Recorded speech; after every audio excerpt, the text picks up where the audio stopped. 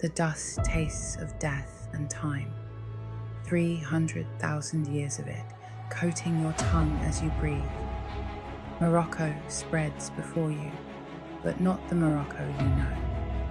This is a world where impossibility breathes and walks on two legs, where 7 different human species converge at a single water source, their eyes reflecting suspicion, hunger, calculation.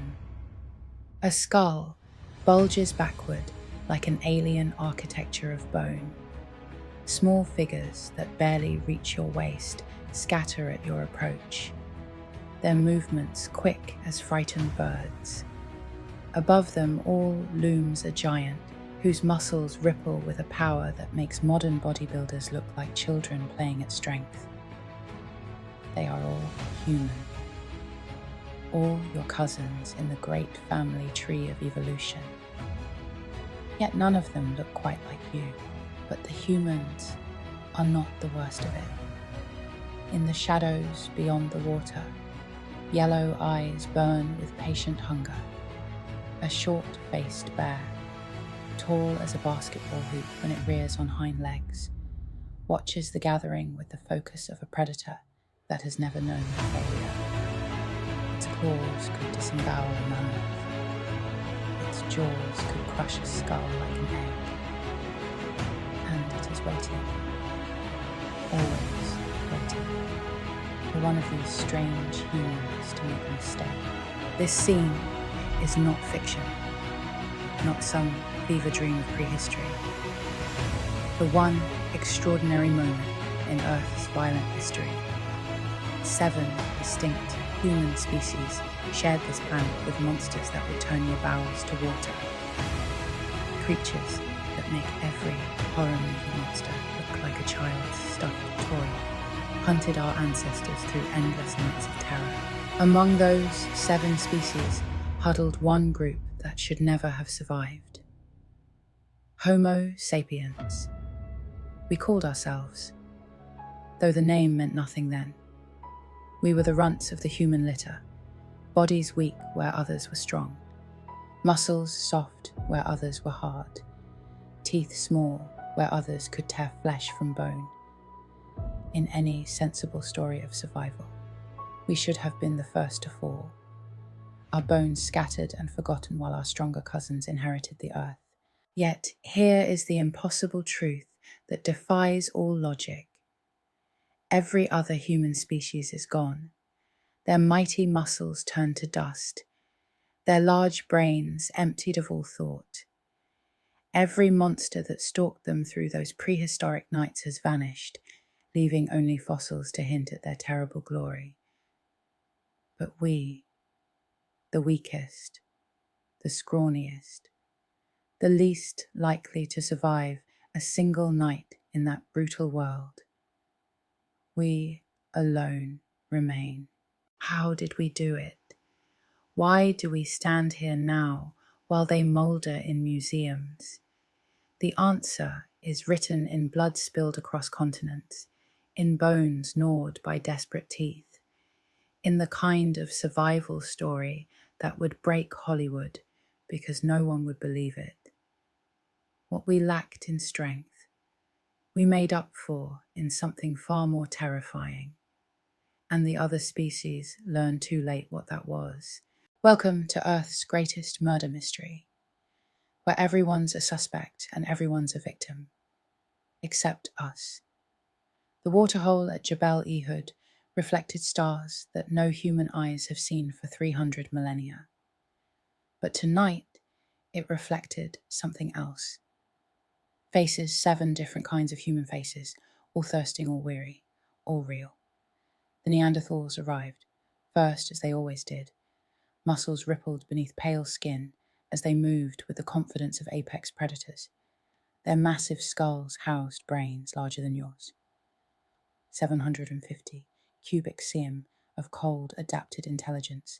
They'd owned Europe for 200,000 years.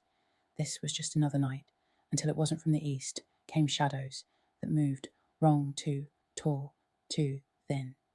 Denisovans. though no one would call them that for another 299. 700 years. They'd walked here from the Alai Mountains, their genes carrying secrets that would one day let Tibetans breathe, where others suffocate. Tonight, they just wanted water. The Homo erectus family approached from the south, and even the Neanderthals' tents, these were the old ones, the originals. They'd been walking the earth for 7 million years, while everyone else was still theoretical. Their technology was outdated, their brains smaller, but they'd survived ice ages that killed everything else. Respect was automatic. Then came the impossible ones. Homoi from southern Africa, with brains no bigger than chimps but hands that crafted tools with disturbing precision. They shouldn't exist.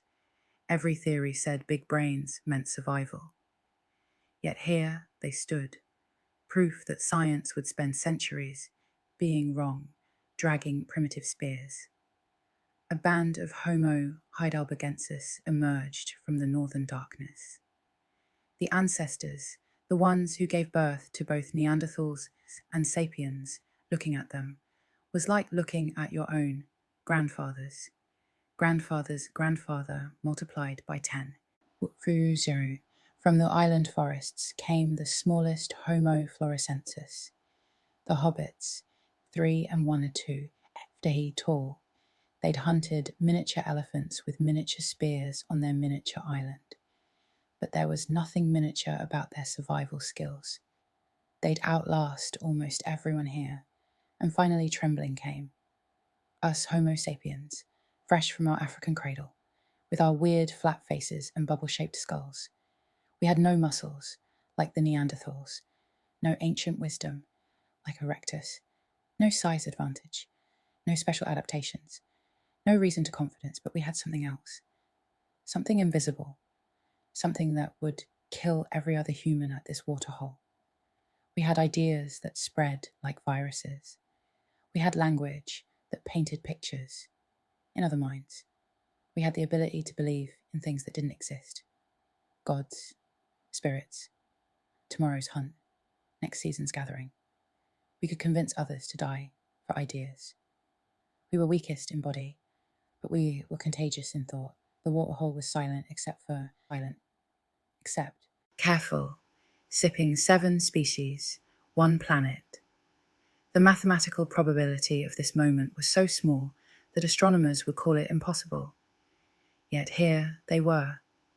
Here we were in the shadows, beyond the firelight, smiled and watched with professional interest. The saber-toothed cat had no preference for which human species. It ate. Meat was meat. But it noticed something. The humans didn't. Only one species looked at the stars while drinking. Only one species drew patterns in the mud. Only one species was already planning tomorrow while surviving tonight. The cat didn't know it was watching the future. It only knew that these strange apes were easier to hunt when they were thinking about something else. By dawn, 7 species would scatter back to their territories in Fifth Egg. Jerome Year's 6 would be extinct, but tonight, for one perfect moment, humanity was a rainbow of possibilities, gathered at a waterhole under stars that would never see such diversity again. Marcus Aurelius wrote that what we fear in death is merely the loss of sensation. He never met Artois Simus. The short-faced bear didn't kill for hunger. It killed for territory. And its territory was everything. It could see, smell or imagine, standing 11F tall on hind legs, weighing 90 lb of muscle and rage. It was North America's undisputed king when it walked. The ground trembled when it ran. 14 lemurespate across open terrain. Nothing escaped. Dr. Paul Matthias spent his life studying artist bones. This wasn't just a big bear, he told colleagues at the University of Alaska. This was evolution's experiment in pure, terrifying efficiency. Longer legs than any bear, alive a skull built for bone-crushing intelligence that let it memorize every water source in 1,000 square-mile territory. The first humans to cross Bingia, 3,000 years ago, didn't have paleontology degrees. They had something better: raw, bowel, loosening terror that kept them alive. The Clovis, people left us, their nightmares carved in stone. Cave art showing bears that towered over mammoths, surrounded by human figures the size of insects. But one trackway tells the real story. White Sands, New Mexico to Caney. 00 years ago, a woman carrying a toddler walks across mudflats. Her footprints show she's hurrying. Stride length, increasing toes digging deep for purchase behind her. Offset by hours come prints that make archaeologists blood run cold. Octus tracks following patient. She knew it was there, says Dr. to Sally Reynolds, who led the excavation. The footprints show her changing direction, repeatedly doubling back, trying to confuse her trail. She was using evasion techniques we see in modern prey animals, but Octus wasn't just any predator. The bear's intelligence was its most terrifying feature. Unlike modern bears that rely on brute force, Octus played chess fossil sites show evidence of ambush, hunting bears waiting near water sources in box canyons along known migration routes. They understood patterns. They remembered individuals. One skull from Nebraska. Bear's human tool marks. Desperate cuts in where someone tried to harvest meat from a bear. They'd found dead, or thought was dead. The human skeleton found 16 left away. Spines snapped like kindling suggests, otherwise playing dead was an Octus speciale, lying motionless for hours, waiting for scavengers, then exploding into violence. Wolves learned to wait days before approaching an Octus corpse.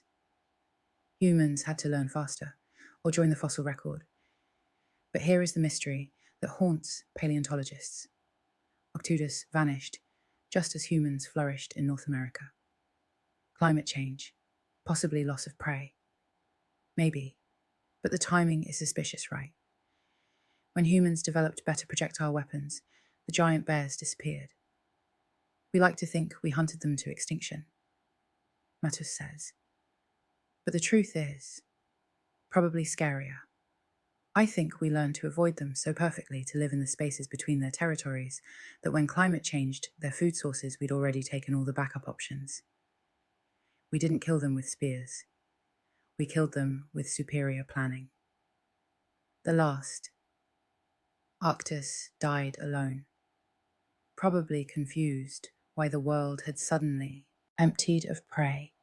It never understood that hairless apes had redirected entire herds. Controlled water sources turned the landscape into a human chessboard where giants had no moves. Left today, hikers in Montana occasionally report seeing impossibly large bears. Science dismisses these as misidentified grizzlies. But Native American tribes remember differently. They have words for the giant bear that translate roughly to the one who owns the earth. They also have protocols passed down 10,000 years for what to do. If you see one run is not on the list, because you can't outrun something that was built to catch you. You can only outthink it, if you're human enough. The insult was genetic. While Neanderthals has benched 500 lb and Denisovans conquered Himalayan heights, the first Homo sapiens in Morocco, 300, who 0 years ago were built like marathon runners who'd forgotten to eat. Our ancestors were the 98 Ardellini weaklings on a planet of bodybuilders. Dr. Jean-Jacques Hubler holds the evidence in his hands. A Sapiens skull from Jabal Irhoud, paper thin compared to the thick fortresses other humans called heads. Look at this, he says, rotating the fossil under laboratory lights. You could crack this skull with a firm handshake. Neanderthal skulls. You'd need a sledgehammer. The numbers are embarrassing. Neanderthal muscle attachment points show biceps that could snap our arms like twigs. Their grip, strength averaged 260 lb, enough to crush a modern human's hand during a friendly greeting. One Neanderthal from Shanidar Cave had a humerus thicker than a baseball bat. Meanwhile, Homo sapiens looked like we'd been designed by committee during a budget crisis. Our teeth were jokes, tiny kernels compared to H. hylobagensis molars that could crack bones. Our jaws were so weak we needed to cook food just to chew. Our body hair had vanished, leaving us naked in a world where winter meant death. We couldn't see, as well as Erectus, couldn't smell as well as Neanderthals, couldn't hear as well as Floresiensis. If you held a prehistoric Olympics, says Dr. Chris Stringer from London's Natural History Museum, Homo sapiens would come in dead, last in every physical event, running, throwing, fighting. Everyone else was better equipped. We were the species voted most likely to go extinct.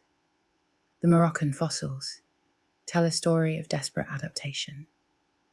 Cut marks on animal bones show sapiens were scavengers, sneaking bites from carcasses after real predators finished. We see evidence of them cracking bones for marrow, not because it was delicious, but because every other human species had already claimed the good parts. One juvenile skeleton shows signs of repeated malnutrition, growth lines in the teeth, start and stop, like a crashed computer trying to reboot.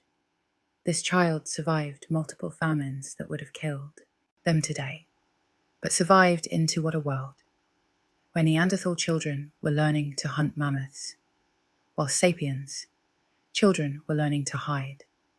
The early sapiens toolkit is almost pitifully basic compared to contemporaries.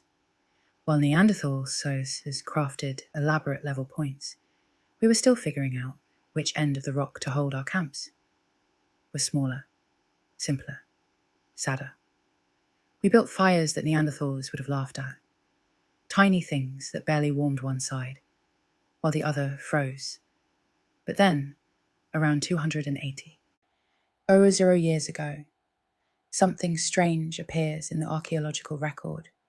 Mistakes, lots of them failed, tool designs, experimental hafting, bizarre items with no clear purpose. While other species perfected techniques over millennia, sapiens were failing faster than everyone else. Our camps are littered with broken experiments, abandoned ideas, tools that make no sense. It's like looking at Thomas Edison's garbage, Hublin notes, 99 failures for every success. Other species found what worked and stuck with it for 100. 0 years. Sapiens couldn't stick with anything for 100 days. We see evidence of sapiens trying to copy Neanderthal tools, badly attempting Denisovan high, altitude strategies, failing mimicking Erectus, persistence, hunting, collapsing from exhaustion. We were the species that couldn't do anything right, except learn from being wrong. Each failed tool taught us what didn't work. Each botched hunt showed us what to avoid. Each dead sapiens became a lesson for the living. We didn't have strength, so we developed strategy. We couldn't fight, so we learned to think. We couldn't survive alone, so we built networks that spanned continents. The weak muscles that couldn't throw spears hard enough led to the invention of the Atal, a lever that multiplied force. The pathetic teeth that couldn't chew raw meat led to controlled fire and cooking. The naked skin that couldn't handle cold led to fitted clothing and shelters. Every weakness became a catalyst for innovation. Homo sapiens, Stringer concludes, were evolution's most successful failures. We failed our way to global domination. The strong don't need to change. Only the weak evolve for 200,000 years before we learn to tie our shoes. Neanderthals ruled Europe with biceps and brains. Forget the knuckle-dragging stereotype. These were the Romans of the Paleolithic, and their empire stretched from Spain to Siberia. La Chapelle, Auxonne, France, 1908, when archaeologists first reconstructed a Neanderthal skeleton. They made him hunched and stupidal, looking small problem the skeleton had severe arthritis. They'd literally built their prejudice around a disabled elder who'd been cared for by his community for years. The real Neanderthals stood straight proud and could bench press your refrigerator. Everything we thought we knew was wrong, admits Dr. Paola from the University of Colorado. These weren't primitive brutes. They were apex predators with table manners. The evidence is overwhelming. Neanderthal sites from 300, 000 years ago show controlled use of fire, organized living spaces with designated areas for sleeping, cooking and tool-making. They didn't just live in caves. They engineered them at Brunicle Cave. They built mysterious circular structures from stalagmites 176. 0 years ago, 300 FT underground, lit only by torches they carried into perfect darkness. Why we have no idea. But you don't build monuments in the dark unless you have fire mastery and bigger thoughts than mere survival. Their technology was devastating. Levois technique, a method of stone knapping so complex that modern archaeologists need weeks of training to replicate it. Pauli was standard Neanderthal kindergarten. They created stone tools pre-designed in their minds, visualizing the final product inside raw rock like Michelangelo. Seeing David in marble, one spear point from Germany, shows microwear patterns indicating it was resharpened 17 times. 17. These weren't disposable tools. They were maintained, cherished, passed down. Some points show evidence of hafting with birch tar. A glue they manufactured by heating bark in oxygen-free environments. A process requiring precise temperature control and chemical knowledge. But the real Neanderthal advantage was muscle. Shanidar Cave revealed a Neanderthal who'd survived having his arm amputated, not surgically removed, torn off, probably by cave bear. He lived for years afterward, his bones showing he was cared for, fed, protected his remaining arm, developed massive compensatory muscles, one arm, and he was still stronger than any sapiens athlete. Their hunting strategy was simple: get close and hit hard, while wimpy sapiens were developing throwing spears and running away.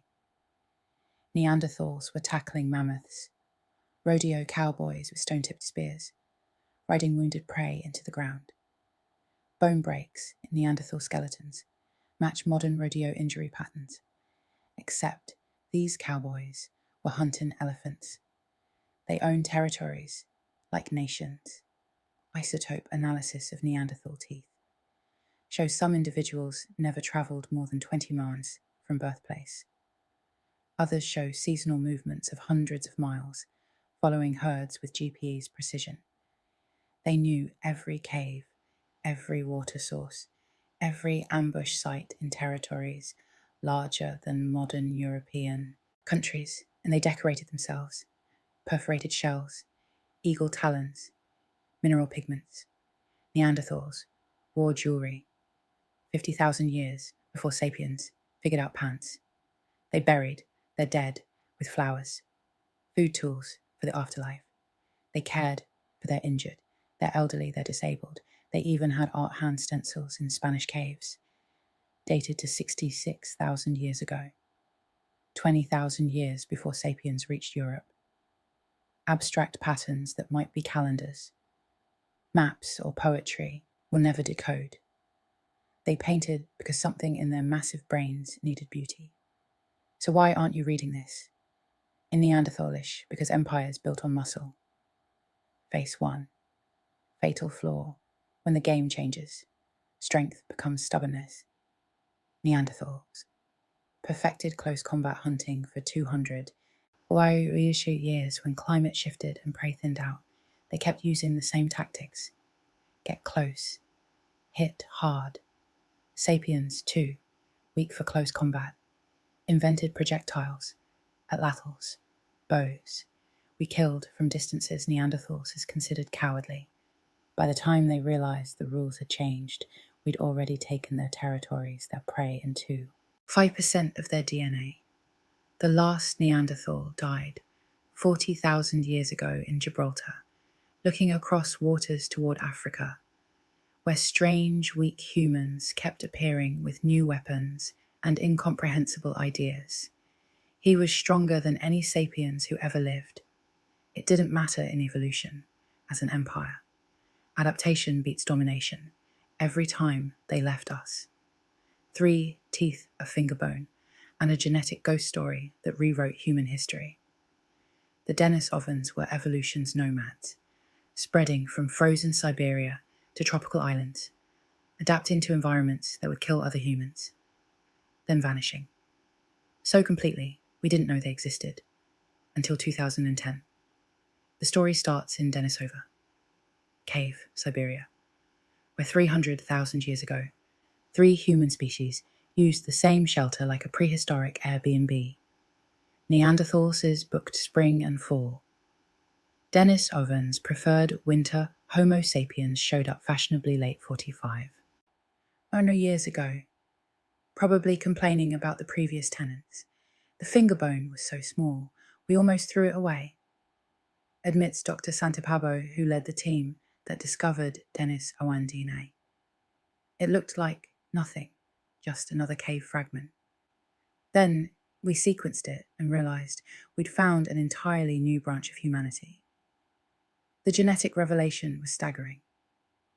Denisovans split from Neanderthals around 400,000 years ago, then went on walkabout across Asia. But unlike their muscle-bound cousins who stuck to familiar territories, Denisovans adapted to everything. Frozen tundra, no problem. Himalayan peaks, bring it on tropical rainforests, perfect. Modern Tibetans can thank a Denisovan for their ability to thrive. Above 13,000 FT, the EPA1 gene variant that prevents altitude sickness, allowing Tibetans to live where others suffocate, came directly from Denis into breeding one ancient hookup, 40. Years of high altitude advantage. But here's where it gets weird. Melanesians carry up to 5% Denisovan DNA, the highest percentage of any modern population. These tropical island dwellers inherited more ghost genes than Siberians, living where Denisovans were discovered. The math only works if Denisovans reached Southeast Asia and started island, hopping like prehistoric Vikings. They were everywhere and nowhere, says Dr. Murray Cox from Massey University. We find their genes from the Arctic to the equator, but barely any fossils. It's like trying to reconstruct a civilization from 3 receipts and a grocery list. The receipts tell wild stories that Fingerbone belonged to a girl who lived 72,000 years ago. Genetic analysis shows her parents were from completely different Denisovan populations, groups that had been separated for 300,000 years more genetic distance than between modern humans and Neanderthals. Yet they met, mated, and produced a daughter in a Siberian cave. Denisovan DNA reveals at least 3 distinct populations: Siberian mountain dwellers, Southeast Asian lowlanders, and a mysterious third group. That modern Papuans descend from each adapted to radically different environments, each invisible in the fossil record, each contributing unique genes to modern humans. The Dragon Man's skull from China might be our first look at a Denisovan face. Massive, robust, with a brain larger than ours. But even that's disputed. We know more about their sex lives than their faces. They interbred with everyone. Neanderthals as sapiens, and probably species we haven't discovered yet. One Siberian cave yielded Denny, a 90-year-old teenager with a Neanderthal mother and Denisovan father. First generation hybrid. Her existence proves these weren't rare accidents, but regular occurrences. The Pleistocene was less Game of Thrones and more love. Actually, with bigger foreheads. But Denisovan technology remains frustratingly invisible. No distinctive tool, tradition. No characteristic art. Just genetic breadcrumbs suggesting they were everywhere. Adapting to everything. Leaving almost nothing behind the ultimate prehistoric minimalists. Their true innovation might have been flexibility itself. While Neanderthals perfected one lifestyle, and sapiens kept experimenting, Denisovans simply adapted new environment, new genes, new challenges, new solutions. They were evolution's jazz musicians, improvising survival across impossible ranges. So why did they vanish? Maybe they didn't. When scientists look at modern human genetics, they find Denisovan contributions everywhere. Immune system, variant metabolic adaptations, genes for processing fat, managing blood sugar, fighting parasites. We absorbed them so completely that extinction might be the wrong word. They didn't disappear. They dissolved into us. Their bodies are gone. But their genes live on in a billion people who've never heard their name. The ghost. People became ghosts in our cells, haunting our DNA with adaptations. We're still discovering every time a Tibetan climbs Everest. Without oxygen, a Denisovan smiles. From 50,000 years ago, evolution's ultimate vanishing act, becoming invisible by becoming essential. Not bad for 3. Teeth and a finger. Ling Buar Cave, Flores Island, Indonesia. 50,000 years ago, the last Homo floresiensis watches the ocean knowing something is wrong. The dragons are acting strange. The stegodons, miniature elephants, her people hunted for 900. 000 years are clustering near water, trumpeting warnings in frequencies that make her teeth ache. She stands. 3. FDX, in tall in your world.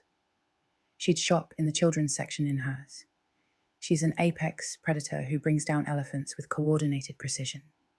Her brain is smaller than a chimpanzee's, but she controls firecrafts, complex tools, and navigates an island that would kill you in days.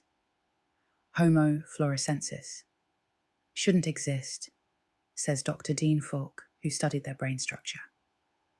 Every rule says bigger brains equal survival. They break every rule successfully for almost 1 million years. The Hobbit scientists hate the nickname, but can't stop using it. Arrived on Flores when it was connected to mainland Asia. Then sea levels rose, stranding them on an island with limited resources. Evolution solution. Shrink everything. Bodies, brains, prey, predators. Even the Komodo dragons were smaller. Then, though still lethal enough to encourage careful walking, but floresiensis didn't just shrink, they optimized their tools, show sophisticated reduction sequences, taking large stone cores, and systematically producing specific flake shapes. Not random bashing plant production. They heated stones to improve flaking quality, showing understanding of thermodynamics that many modern humans lack. One Skull LB1 flow revealed a brain reorganized for efficiency. The Broadman area, 10, associated with planning and memory, was proportionally huge. Tiny brain, massive planning center, like evolution, stripped out everything unnecessary and turbocharged. What mattered for island survival? They hunted baby stegodons with precision strikes to neural centers. No wasted energy, fighting adult elephants. Wait for births, coordinate attacks, strike spine at specific vertebrae. elephants would fall paralyzed. Quick kill, minimal risk. The strategy required patience, observation, and complex social coordination. For 900 co-grown years, this worked perfectly. Then Homo sapiens arrived. The archaeological record shows Floresiensis vanishing, right when modern humans reach Flores. Coincidence maybe, but the timing is suspicious. Did we kill them out, compete them, bring diseases? The evidence is frustratingly absent. No battle sites, no mass graves. They just stopped. The last Floresiensis might have watched our boats arrive. These giants twice her height, with strange tools and stranger ideas. Did she understand what she was seeing? The end of a million-year success story? Or did she just see more animals to avoid, like the dragons and giant rats that shared her island? One poignant detail: the last Floresiensis tools show desperate innovation. New designs appearing rapidly. Experimentation increasing, like they knew something had changed and were trying to adapt faster than evolution. Allowed tool types that had remained stable for thousands of years, suddenly exploding into variation. They were trying to evolve culturally at modern human speeds. They couldn't. Dr. Mike Morwood, who discovered Floresiensis, spent his last years searching for evidence of survivors. Local Flores. Legends speak of the Ibuggu, small hairy people who lived in caves. Until the 1800s, grandparents claim their grandparents saw them small, fast-spoken whispers. Stole food but never tools. Every culture has cryptid. Legends Morwood admitted. But Flores, legends are specific. Height, behavior, location, all match. Floresiensis. Fossils. Either it's the most accurate oral history on Earth, or he never finished the sentence. Scientists aren't supposed to believe in survival. But Morwood kept searching until cancer stopped him. His final notes contain GPS coordinates for unexplored caves, reports of strange footprints, interviews with elders who insisted the small people were real. Probably folklore island memories, distorted by time. The last Floresiensis died 50 Arizuru years ago when sapiens arrived. That's what the textbooks say. But sometimes in remote Flores caves, archaeologists find fresh-looking tools made in ancient styles, probably made by modern humans, copying old techniques.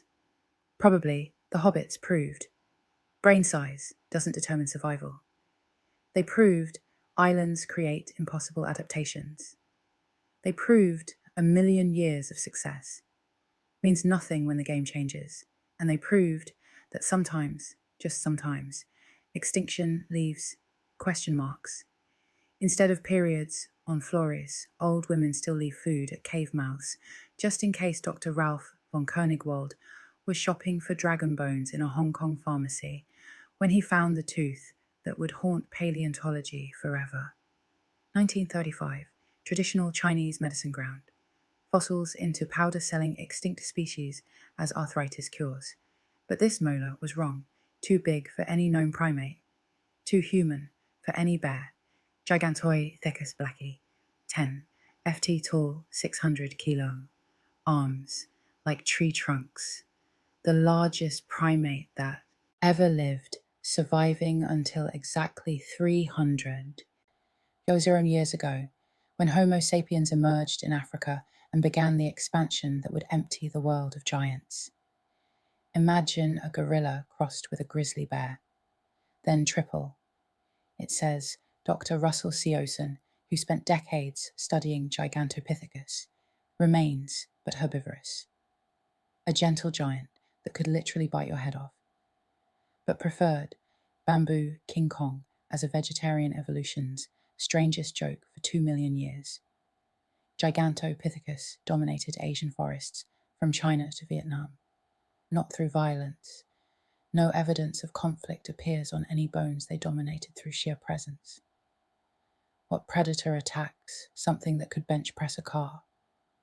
What competitor challenges a creature whose casual backhand would shatter spines? The teeth tell their story. Massive mirrors with thick enamel worn flat from grinding microscopic analysis. Reveals phytoliths, plant crystals from bamboo fruit seeds. But the wear patterns show seasonal variation. When bamboo failed, they ate bark roots, anything fibrous, enough to fill stomachs the size of washing machines. Their jaws were engineering, marvels, mandibles so massive that early scientists thought they'd found prehistoric giants. Human ancestors 10 feet tall. The truth was stranger. These weren't human ancestors, but parallel evolution primates that chose size, over smarts, strength over strategy. Every adaptation has a cost. Shun explains, Gantopithecus paid for size with flexibility. Those massive jaws required massive muscles, which required a sagittal crest, that bony ridge on top of the skull. The muscles squeezed the brain case. Big jaw, small brain. They literally couldn't evolve intelligence without shrinking for 2 million years. That trade-off worked perfectly. Then the climate began to change. 300 years ago, the forests of Southeast Asia started fragmenting. Grasslands, expanded bamboo, which flowers once every 60 to 120 years, then dies, became unreliable. A creature that needs 40 lb of vegetation daily can't afford unreliable food sources. But here's the mystery. Other megapora adapted. Elephants learned to migrate. Bears diversified diets. Why couldn't a primate with opposable thumbs and decent intelligence adjust? The answer might be standing in your mirror. The last Gigantopithecus teeth show something disturbing. Cavities, lots of them.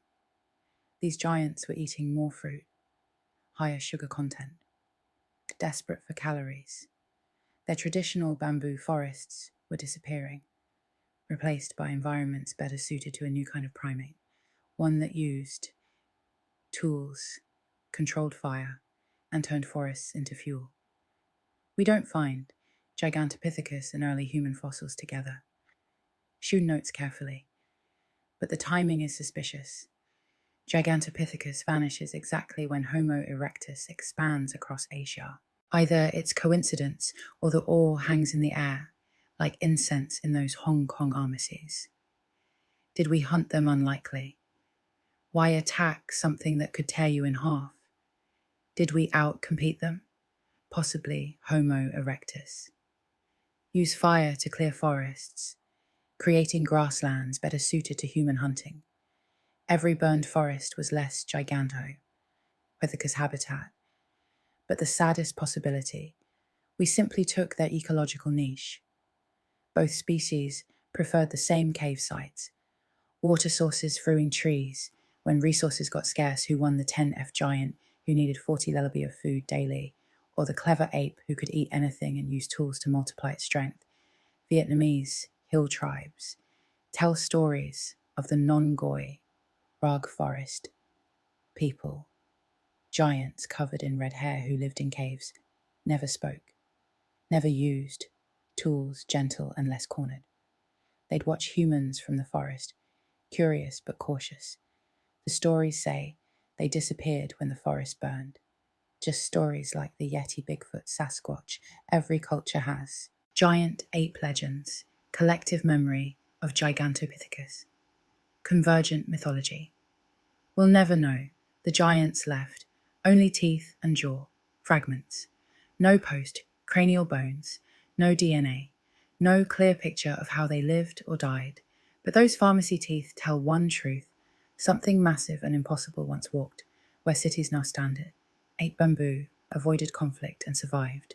2 million years of evolutionary challenges. Then it met us. The real king. Kong didn't die, fighting planes at top skyscrapers.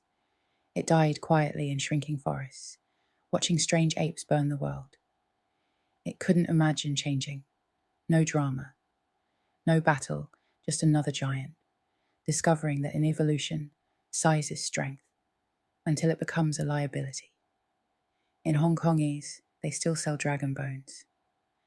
Sometimes, the dragons have very human-looking teeth. The killing grounds at Rancho La Brea tell the goriest story in paleontology.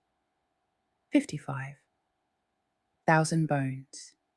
2. Uro. Saber-toothed cats. One clear message smile on Fatalis didn't just hunt, it performed executions with surgical precision. People think saber teeth meant super predator, says Dr. Blair van Vullenberg, who studied more smiler than skulls than anyone alive. Wrong.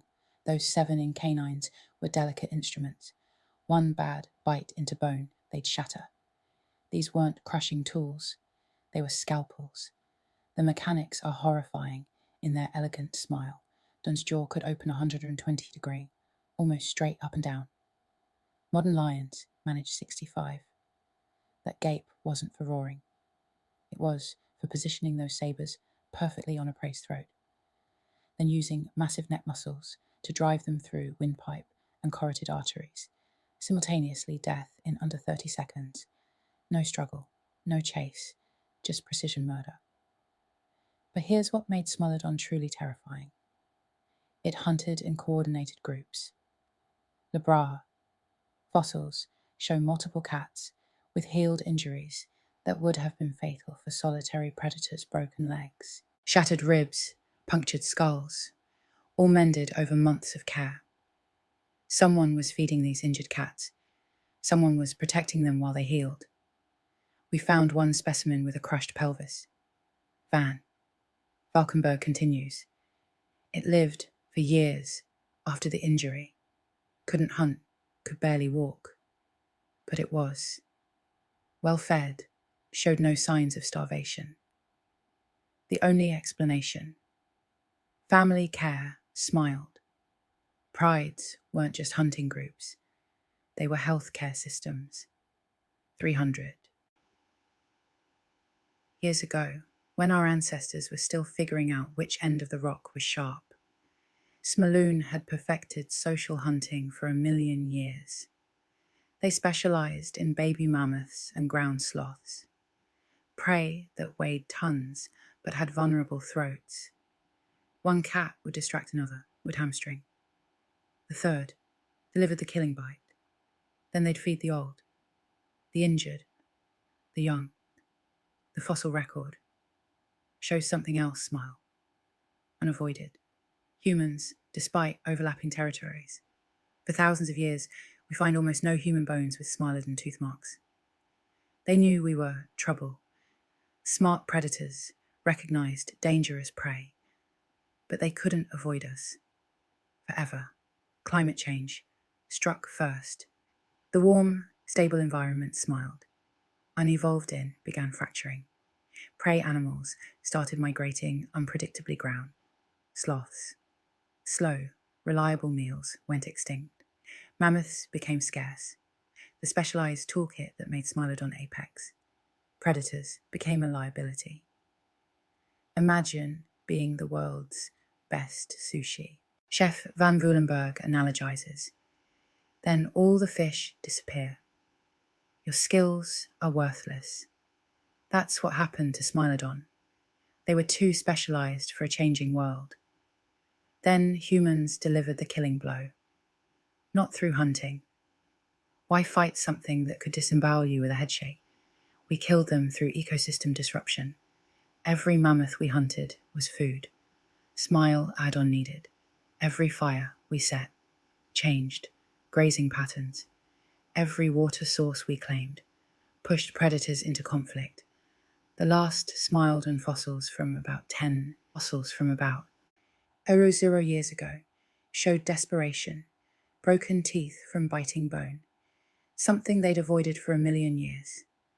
Arthritis from failed hunts, malnutrition markers. These weren't apex predators anymore. They were starving specialists, watching their world evaporate. One labra, specimen breaks. Paleontologist, hearts a young adult with perfect teeth. No injuries, dead from starvation. It knew how to hunt it, had the tools, but there was nothing left to hunt that matched its evolved techniques. Native American oral histories from California describe night tigers with teeth like knives. They say the cats would watch. Human camps from darkness. Never attacking. Always. Watching the stories, say they sang a low, mournful sound. Unlike any living cat probably whined through caves. Probably imagination.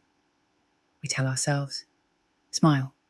Adam went extinct because it was over-specialized. Van Vulenberg concludes. But that's human arrogance. They survived 2 million years through ice ages and warm periods. They were perfectly adapted. We just changed the rules faster than evolution could follow in museum gift shops. Children buy plastic, smile, don toys, fascinated by the monster teeth. They play at being predators, stalking stuffed mammoths.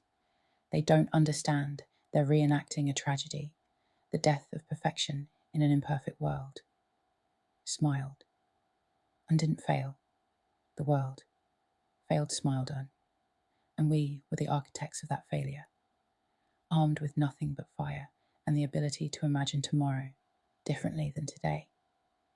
The sabers that could kill a mammoth in seconds couldn't pierce the future we were building. No man.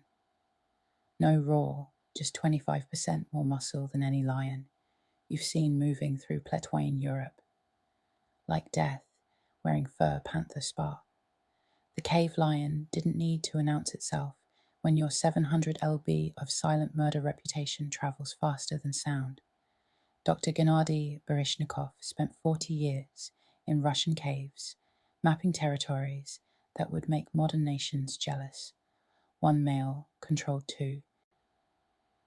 Square, kiln, he tells colleagues at the Zoological Institute, from valley floors to mountain peaks. They didn't just live in caves. They owned entire landscapes. The evidence is written in claw marks. 15 up cave walls. Territorial scratches that required 600 pounds of muscle to carve into limestone. Modern lions. Scratched trees. Cave. Lions. Autographed mountains. The message was clear. Everything you can see belongs to something that can kill you in seconds. But here's the disturbing part they preferred. Human-sized prey. Look at the tooth. Where Barnikov points to microscopic images. Not the heavy grinding you see in mammoth hunters. Fine cuts. Precise work. They specialized in reindeer horses and anything else that weighed 100 to 200 lb. Anything else, the euphemism hangs heavy because the fossils are explicit. Vindigeria. Cave. Croatia. Human bones with cave lion puncture marks. Peter Scher, Germany. A child's skull showing the characteristic paired holes of massive canines. These weren't accidental encounters. Cave lions learned that humans were perfectly sized meals. Unlike African lions that hunt in prides, cave lions were mostly solitary pairs during mating, mothers with cubs, but otherwise, alone, no social hunting meant no shared risk. Every kill had to be certain. This created a predator that was pathologically patient. One fossil trackway in France tells a complete story. Human footprints in these walking steadily. Lion prints appear 50 minutes behind matching pace, exactly for 200 minutes. The tracks parallel. Human unaware. Lion following. Then the human print suddenly space wider deeper.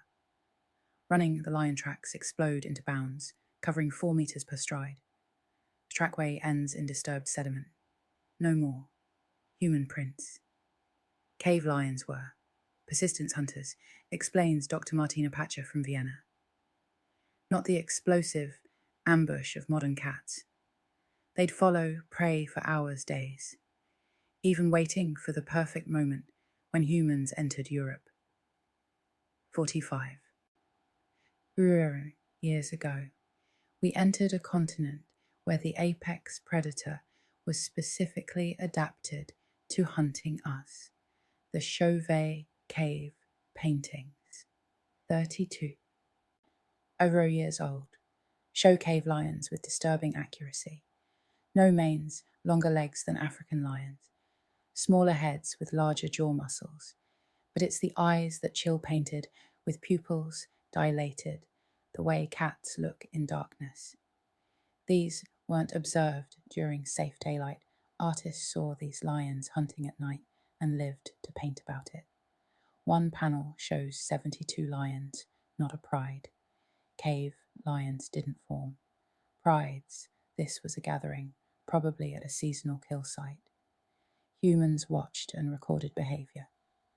No modern human has seen. They counted. They memorised. They turned predators into art, because understanding meant survival. But humans did more than watch. We competed. Both species wanted the same caves. For shelter, the archaeological record shows alternating occupation. Lion layers. Human layers. Lion again. We were in a real estate war with £700 landlords. Every cave earned meant fighting something that evolution designed to kill you. The strangest discovery was at Pavlin Cave Pasha notes human. Ritual burial. Red lady covered in ochre. But the cave floor below, dozens of cave lion cubs, newborns. Someone cleared a nursery den to bury their dead. The symbolism is staggering. Did we worship them? Fear them both. Cave lion imagery appears in art from Spain to Siberia. Always accurate, always respectful. No caricatures. No diminishment. Humans who could mock hyenas in art treated cave lions with documentary precision. The extinction pattern is telling. Cave lions vanished from Europe, right? As human populations exploded. Climate played a role. Their reindeer prey migrated forests, fragmenting territories, but humans were the variable that tipped scales. Every cave we claimed was one less breeding site. Every reindeer we hunted was competition. The last cave lions died in Alaska, 14. Huro years ago, isolated populations on a continent they'd reached during better times. No caves there, despite the name. Just open tundra and the wrong kind of prey. They died as they lived alone. Silent, leaving only questions. Siberian tribes still perform lion dances wearing pelts that look nothing like modern lions. Longer limbs, no manes, movements that emphasize stalking over roaring cultural memory of something that haunted their ancestors. Nightmares for 40. 0 years, we won, because we could imagine them dead. Baryshnikov concludes they could only see us as prey. That's the difference between animal intelligence and human consciousness. We could picture a world without lions. They couldn't picture a world without us in the deepest caves of Europe. Claw marks still scar the walls. Territorial claims in stone asserting ownership of domains that outlasted their makers. We live in their former kingdoms, build cities where they hunted, never knowing we walk through invisible territories, marked by extinct kings. The cave, lion's greatest hunting ground, became our entire world, and we never even heard them coming. The matriarch remembered every waterhole across 10 square miles. She knew which valleys flooded in spring, where wolves den in winter. How ice sang before breaking 60 years of memories encoded in the largest brain of any land animal. She was a woolly mammoth, and her knowledge was keeping 40 relatives alive. Mammoth social structure, mirrored elephants, but exceeded them. Explains Dr. Daniel Fisher, who's examined more mammoth tusks than anyone living. Those tusks are autobiography. Every day of their lives, recorded in growth rings. We can read stress, pregnancy, migration, starvation, It's like having their diaries. The Bingia Mammoth Graveyard tells one herd's complete story. 43 individuals who died together. 45 years ago, infants in the center, juveniles surrounding them, adults forming the outer ring. They died, standing frozen in protective formation around their young. Whatever killed them. Sudden blizzard, ice break, poison, gas from permafrost. They faced it as a family. Mammoths weren't just big elephants in fur coats. They were ecosystem engineers. One mammoth ate 300 lub of grass daily, but their trampling and fertilization created more grassland than they consumed.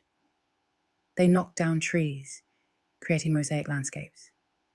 Their migrations carved highways across continents that humans would follow for millennia.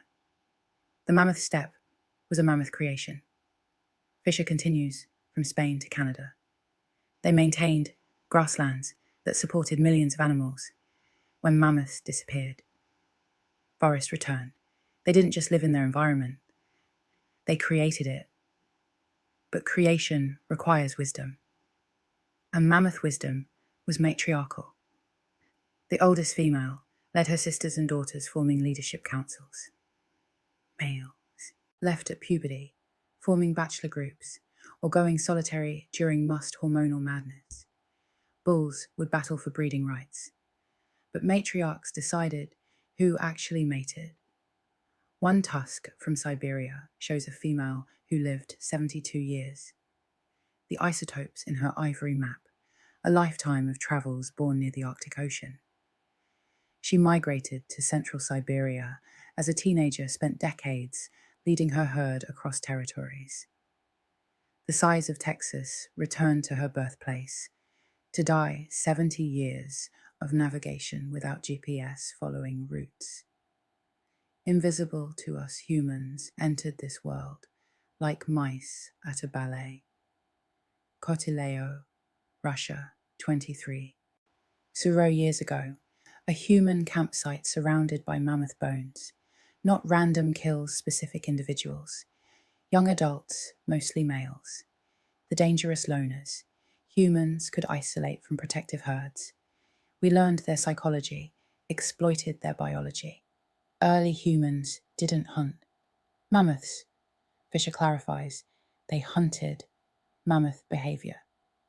They knew bulls went solitary. They knew matriarchs avoided certain terrains during calving. They knew panic movements when herds smelled fire. We were behavioral psychologists, 20. We were years before psychology existed.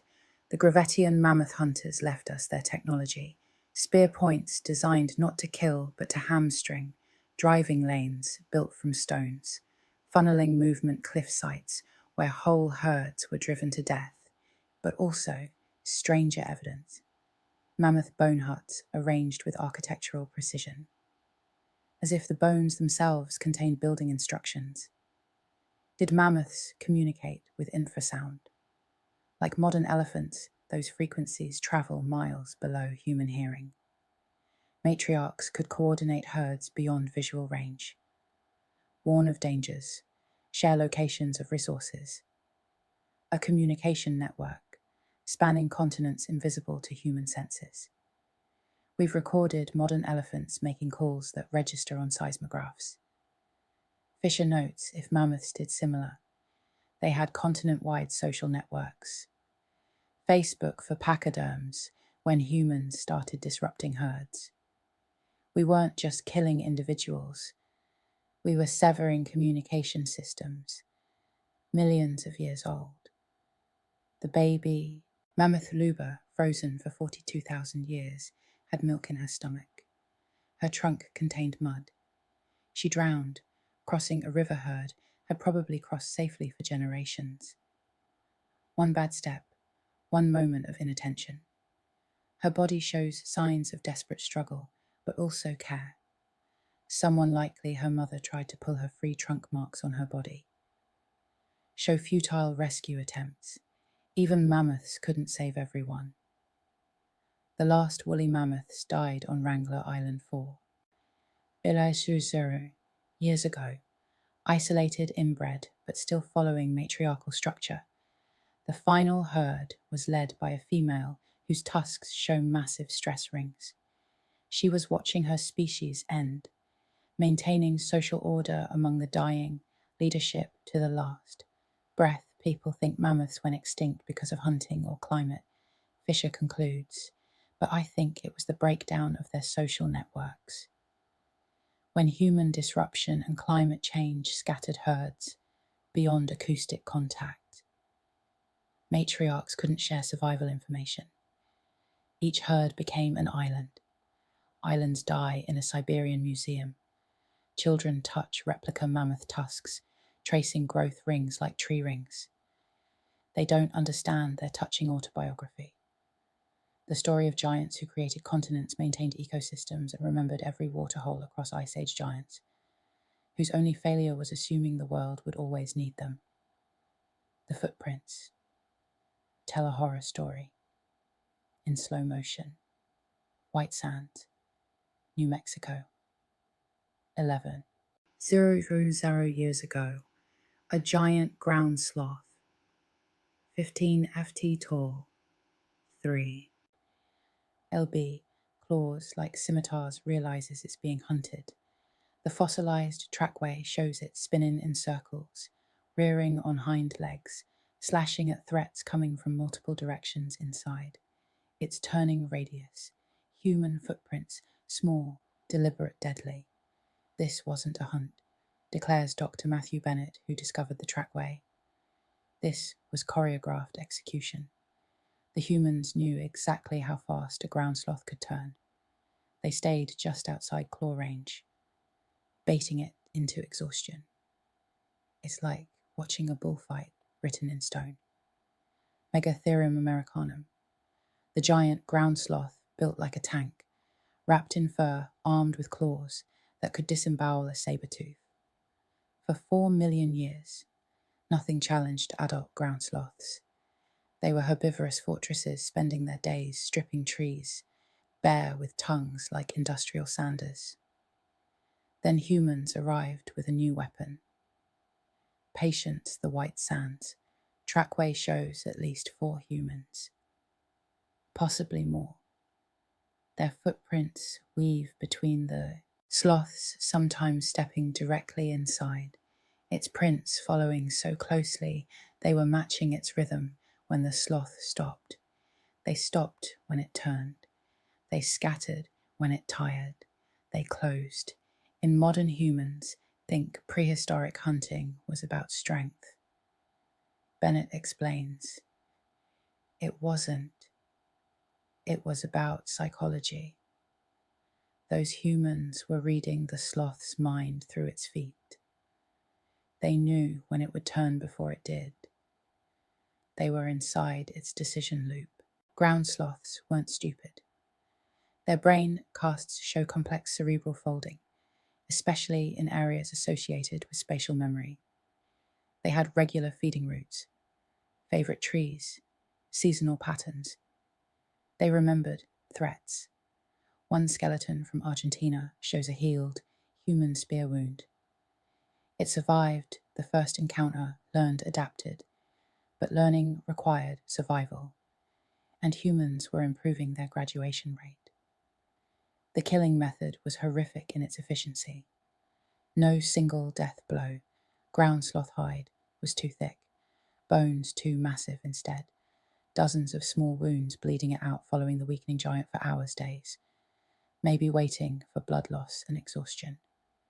To do what spears couldn't. We found one. Kill site in Brazil, says Dr. Luciano Vargas, who studies sloth-human interactions. 23. Broken spear points around one skeleton. But the killing blow, a single puncture at the base of the skull. They waited until it collapsed. Then someone crawled under its head and drove a spear through the only soft spot. Imagine the courage that took all the desperation. Each ground sloth fed a band for weeks. 3.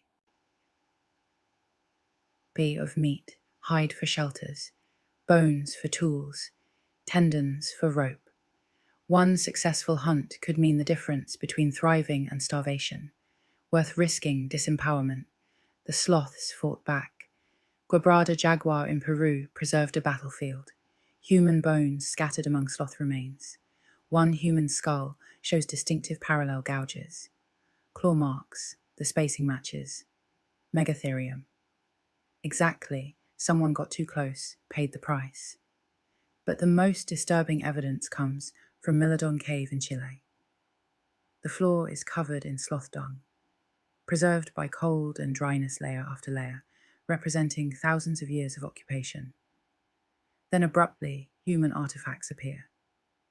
The dung stops, not gradually. Immediately, as if someone evicted the long-time tenants, the dung tells us something crucial. Vargas notes, ground sloths were creatures of habit. Same caves, same roots, same trees, predictable and predictability. To human hunters meant vulnerability. We didn't need to be stronger.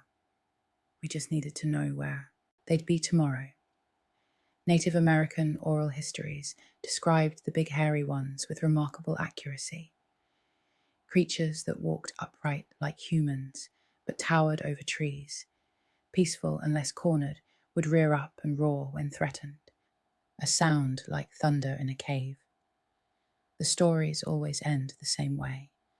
The hairy ones trusted too much, moved too slowly, and paid for it. One story from Patagonia is especially haunting. It describes hunters covering themselves in sloth dung to mask their scent, crawling into caves, where sloths slept, killing them in darkness. Archaeological evidence supports this. Several cave sites show sloths killed while lying down, spear wounds in their backs, assassinated in their sleep by 10. 0 years ago, the giants were gone. Climate played a role. Their specialized gut bacteria couldn't adapt to rapid vegetation changes, but the timing is suspicious. Every region sloths disappeared from had just received its first humans, Australia's Daprodon, South America's Megatherium, North America's Paramylon, different continents, different species.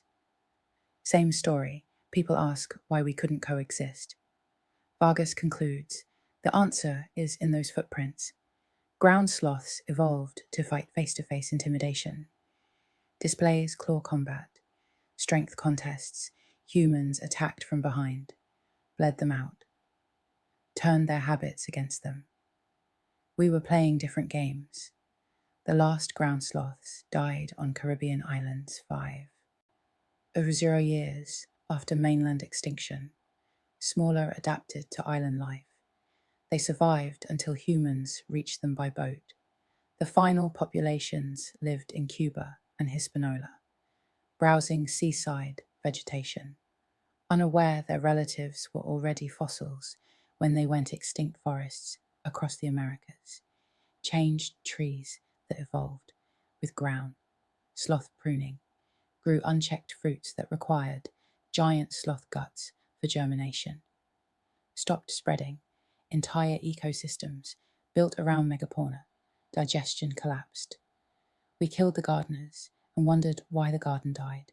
At White Sands, tourists now walk where giants made their last stand. Children put their feet inside. Fossilized prints, laughing at the size difference. They don't realize they're standing in a crime scene. The spot where human intelligence murdered sloth strength, where patience killed power. The ground sloths were right to spin in circles, slashing at shadows. The shadows had plans. 300. 0 years ago, Gem Cave, Israel, a human ancestor sits by a hearth, rotating a flint blade over controlled flames. Not cooking engineering, the heat penetrates crystalline structures, reducing friction between planes. When it cracks, it will crack. Predictably. This is an accidental discovery. It's a material science, older than our species. They knew different stones require different temperatures, reveals Dr. Felipe Natalio, whose team uncovered the evidence. Some they heated to 300 degree, others to 500 degrees A. They were controlling fire with precision. We associate with pottery kilns. This wasn't campfire, this was industrial process. Fire was humanity's first rebellion against nature's rules. Every other animal accepted darkness, cold, and raw meat as immutable facts. We decided facts were negotiable the moment we controlled combustion. We started a war against reality. We're still fighting, but mastery took millennia. Wonderwork Cave in South Africa preserves the struggle layer after layer of ash, charcoal, and failure. Early fires that scorched everything. Middle periods where they achieved control. Later layers showing refined technique. Specific woods for specific purposes. Temperatures maintained within narrow ranges. Fire wasn't one. Discovery, explains Dr. Francesco Berna, who analysed the Wonderver evidence. It was thousands of discoveries, which wood burns, hot versus long, how airflow affects temperature, where to position food for cooking versus drying, each generation. Added knowledge fire mastery was crowdsourced across centuries. The first weapons were defensive fire circles that kept predators at comfortable distances. Small odon might be perfectly evolved for throat crushing, but it couldn't evolve past fearing flames. For the first time, humans could sleep without someone watching, could gather without fear, could be weak and survive.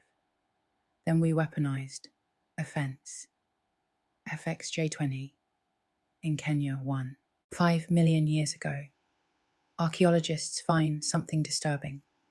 A kilometre wide, burn scar preserved in sediment. Not a natural wildfire, the ignition points form a line. Someone set the savannah ablaze deliberately. The bones tell why hundreds of animals trapped between flames and water slaughtered en masse. This wasn't hunting, says Dr. Fasara Lubick, who studies ancient fire use. This was ecosystem weaponization. They turned landscape into a killing field. Every animal that ran from flames ran toward waiting spears. Efficiency through apocalypse by 300. As every years ago, fire was surgical. Homo heidelbergensis in Germany used resin extraction requiring exact temperatures. Too cool, no resin too hot. It burns. They created pitch for hafting weapons. Prehistoric superglue made from trees and precision the chemistry required would challenge modern camping enthusiasts. But fire's greatest weapon was invisible. Smoke. Denisova Cave preserves evidence of fumigation. Specific plants burned not for heat, but chemistry. Smoke that repelled insects, killed parasites, maybe even altered consciousness. The cave's famous Denisovan occupants weren't just living with fire. They were practicing chemical warfare against the microscopic world. Every hearth tells a story. Lubick notes some burned bone for fuel, a grease fire that burns longer than wood. Others show repeated use of medicinal plants. Some hearths were surrounded by worked stones, industrial areas where fire enabled tool production. They weren't just using fire, they were specializing it. Fire transformed social structures, harvard activities, created the first authentic human gathering spaces. Cooking externalized digestion, reducing gut size and freeing calories for brain growth. The fireside became classroom, boardroom, and temple stories. Told by flames became humanity's first shared reality. But mastery came with cost. Her to Ethiopia, 60,000 years ago. A child's skull showing signs of repeated burning. Not cooking ritual fire became powerful enough to require magic, sacred enough to demand sacrifice. The tool that freed us from nature's rules. Created. new rules.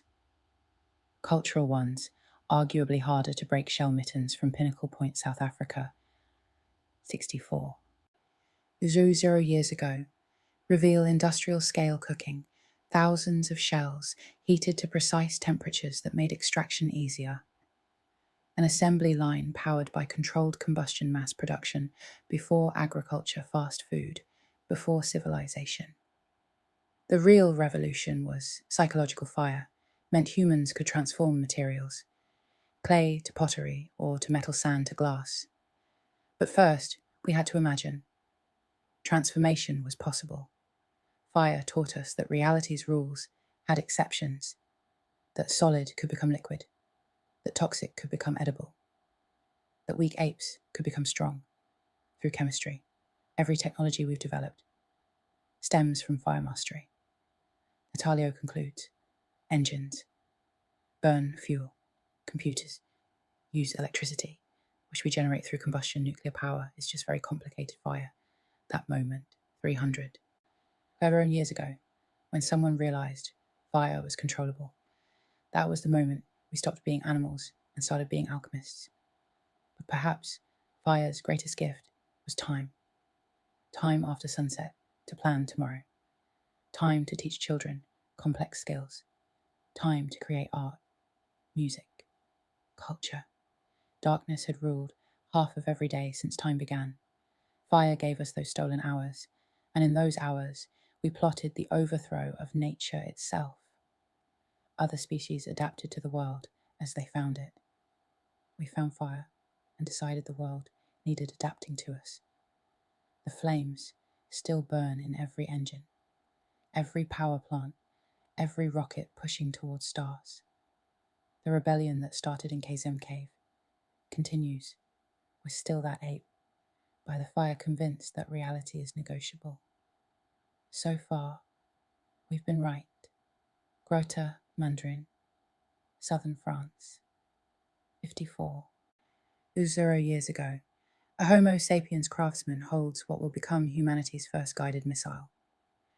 The bow is elegant, flexible, backed with sinew, strung with twisted gut. The arrows are masterpieces, micro point tips weighing less than 3G, perfectly balanced, fletched with feathers. This isn't evolution, this is revolution. Finding these artifacts was like finding a laptop in a pyramid, admits Dr. El Metz, whose team discovered the weapons. Neanderthals were still using. Thrusting spears, these humans brought death from 50 miles away. It's the technological equivalent of bringing guns to a knife fight. The mathematics of murder had changed overnight. A thrusting spear requires closing to contact range with prey that evolved to kill anything. A close success rate, maybe 10%, against dangerous game survival rate. For hunters, questionable. Every Neanderthal skeleton shows rodeo rider. Trauma, broken bones from wrestling, prey, to death, bow, hunting. Stand behind a tree. Draw release. Miss, try again from safety. Hit track the bleeding animal until it collapses. Success rate, 60%. Survival rate, 95%. Bow didn't just change hunting, it changed the risk. Reward calculation of being human. Neanderthals were the UFC fighters of human species. Metz explains, all muscle, close combat, taking hits. To give hits. Sapiens were snipers. Why get punched when you can shoot from the parking lot? But the bow was more than distance. It was force multiplication. A 100 LOB human, drawing a 50 LB bow, could deliver 200 LOB of impact force. Suddenly, children could be lethal hunters. Women could defend camps. Solo, elderly craftsmen could contribute calories instead of consuming them. Demographics shifted overnight. The arrows tell the deeper story. Those 3G points required understanding of ballistics that wouldn't be formalized for 50 0 years too heavy. They drop short, too light. They lack penetration. Wrong balance point. They tumble. The Mandarin points are perfect. Aerodynamic, weighted for stability. designed for specific prey. These weren't generalist tools. Notes: Dr. Ludovic Slimek, site director. We found points for birds, others for rabbits, others clearly for larger game-specialized ammunition. They were matching projectiles to targets, like modern hunters. Select calibers. The manufacturing process required convergent technologies. Bowwood needed specific moisture content, seasoning time and precision shaping strings. Demanded fiber processing, spinning and tensile strength, calculations. Arrows needed straight shafts, consistent diameter and perfect spine, flex fletching, required understanding of spin stabilization. Each component worthless alone, revolutionary together. Neanderthals saw this technology. We know because they tried copying it late. Neanderthal sites show experimental points, attempts at composite tools, but copying complex technology isn't like copying stone flakes without the full technical package. Bowstring arrows, fletching release technique. The pieces were useless. It's like showing someone a car when they've only known. Walking, Slimak analogizes. They might copy the wheels, but without understanding combustion transmission steering. It's just funny. Shaped rocks, Neanderthals has had 200. Those 0 years of thrusting spear tradition, hard to abandon what works for what might work. The social implications were seismic bow hunting could be taught to children on safe targets. No risk of being gored while learning skills transferred through practice. Not near-death experience. A 10-year-old with a bow was more dangerous than a Neanderthal champion. With a spear ambush, hunting became assassination. Humans could hide. 50 mernies and fighters from water sources, picking off prey without revealing themselves. 1 archer could control an entire valley. 10 archers could depopulate a migration route. The landscape of death expanded from arms, reach to arrow's flight. But perhaps most revolutionary, the bow worked on humans. We don't find evidence of Neanderthal, sapiens, warfare, met carefully. Notes, but Neanderthals disappeared from regions right after bow. Technology arrived. Coincidence maybe, but if someone's shooting at you from distances, you can't retaliate. Do you fight or relocate the bow created humanity's first? Arms race, longer ranges, demanded better materials, enabled faster arrows, required advanced fletching by 20. 0 years ago, arrow technology would shame modern carbon fiber attempts. We found arrows that flew true for 100 mm penetrating hide, that stops bullets. Cave. Art changes after bow invention. Earlier. Art shows humans, fleeing animals, hiding, cowering post-bow. Bow art shows humans dominating animals, pierced with multiple arrows. Hunters standing casually as prey dies. At distance, the predator-prey relationship had inverted. We were no longer participants in nature's dance. We were choreographers.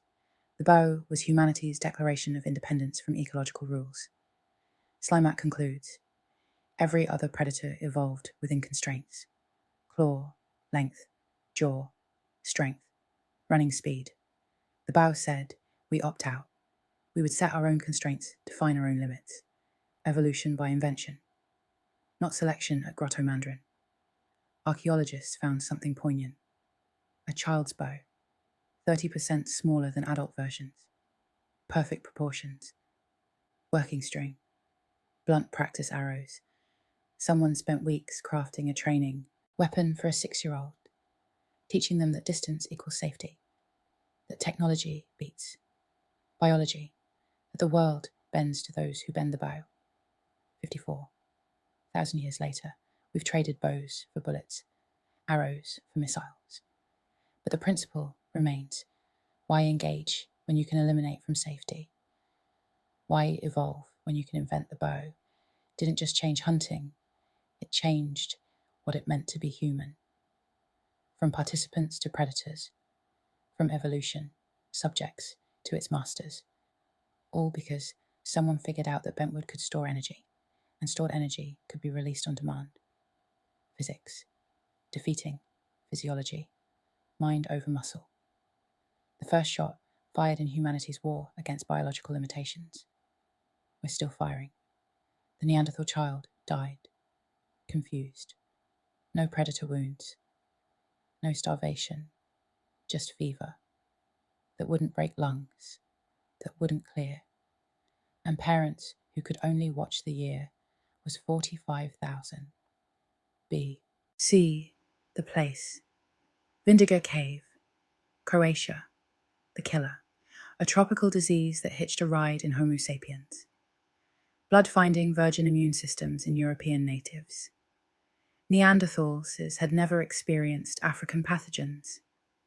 Explains Dr. Charlotte Hogcraft-Oft from Cambridge, who studies ancient disease transmission. Their immune systems were calibrated for European threats. Cold, adapted bacteria. Cave, parasites. Local viruses when sapiens arrived. Carrying tropical diseases. It was small, ox meats, Native Americans. 40,000 years early. The evidence hides in Neanderthal DNA. Modern humans carry Neanderthal immune genes, but specifically ones dealing with European pathogens. The reverse isn't true. Neanderthals didn't acquire our tropical disease resistance. They died before they could adapt. Consider Helicobacter pylori, the stomach bacteria that causes ulcers. Genetic analysis shows it split into African and European strains 100. Very many years ago, Neanderthals had the European strain. Sapiens brought the African variety when the strains met in Neanderthal stomachs.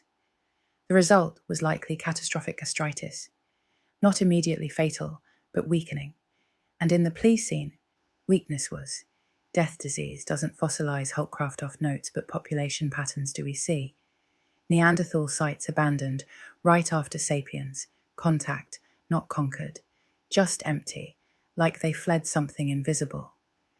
The invisible killers were legion, tuberculosis carried from Africa thriving in close quarters.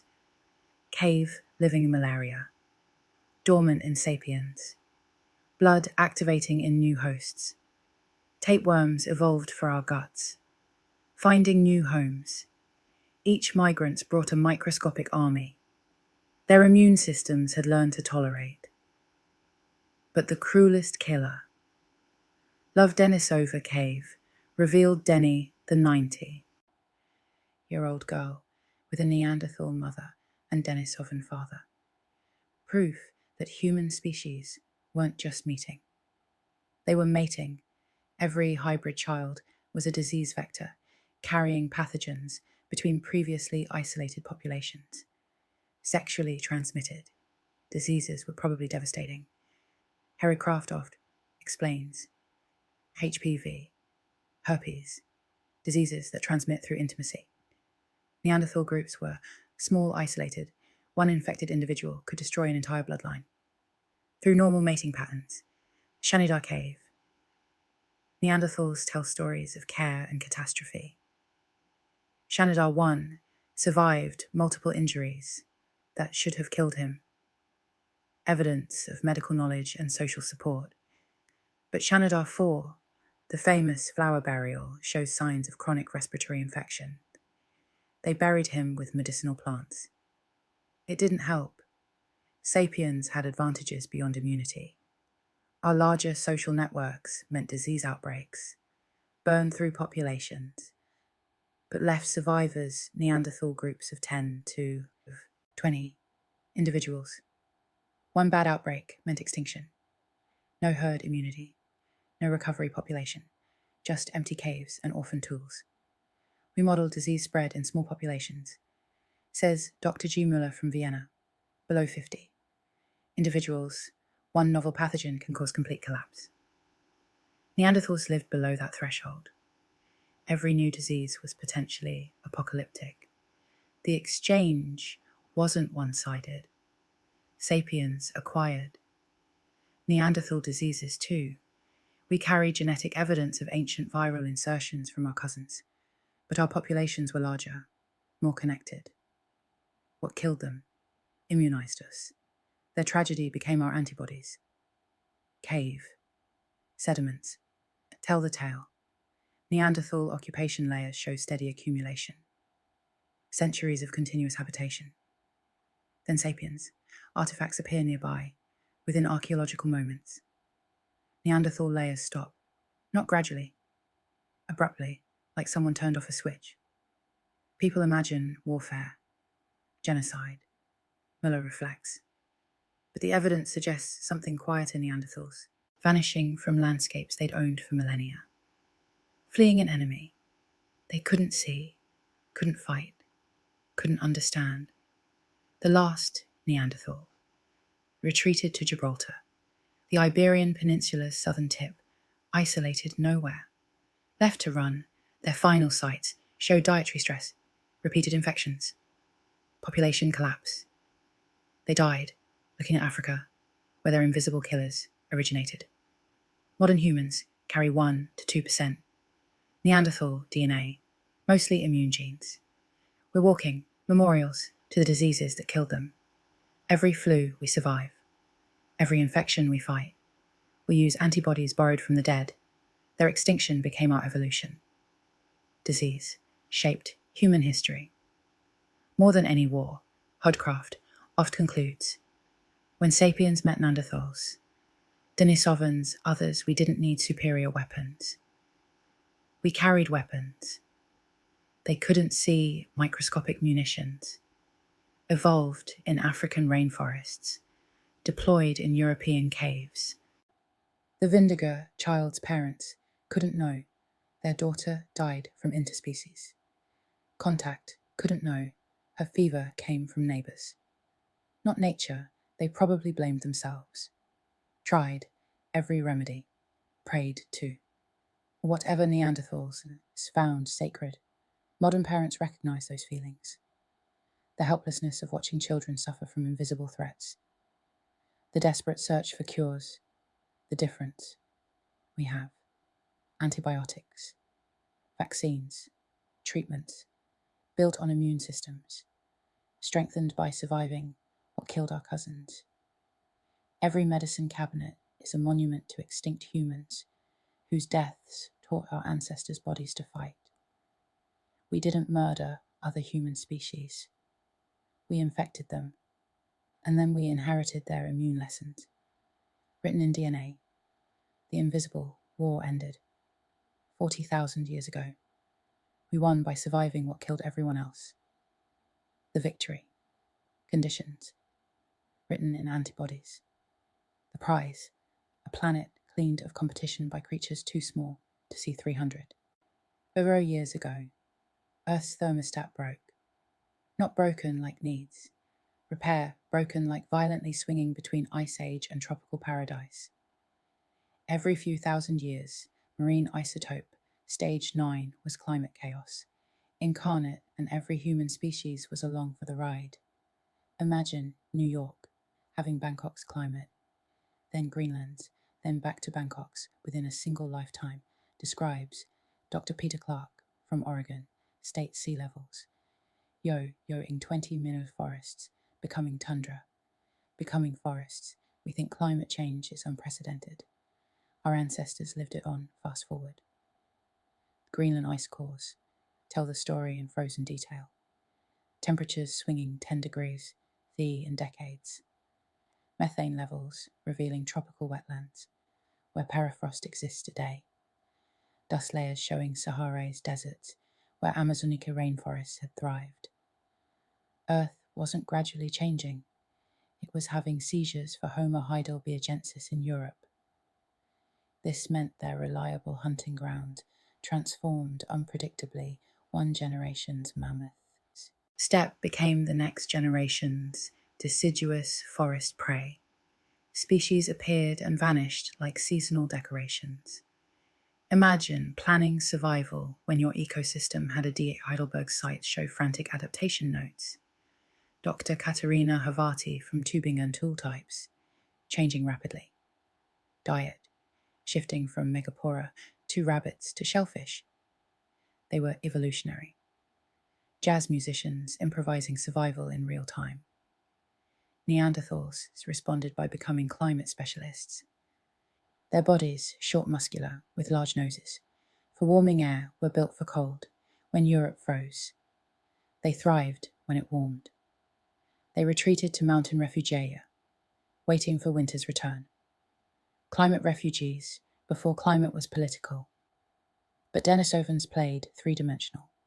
Climate chess, genetic evidence shows they occupied environments from Arctic Siberia to tropical Wallace. Same species, radically different adaptations.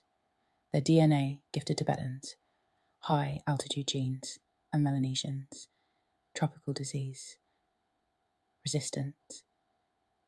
They weren't adapting to climate. They were collecting adaptations, like Pokemon cards.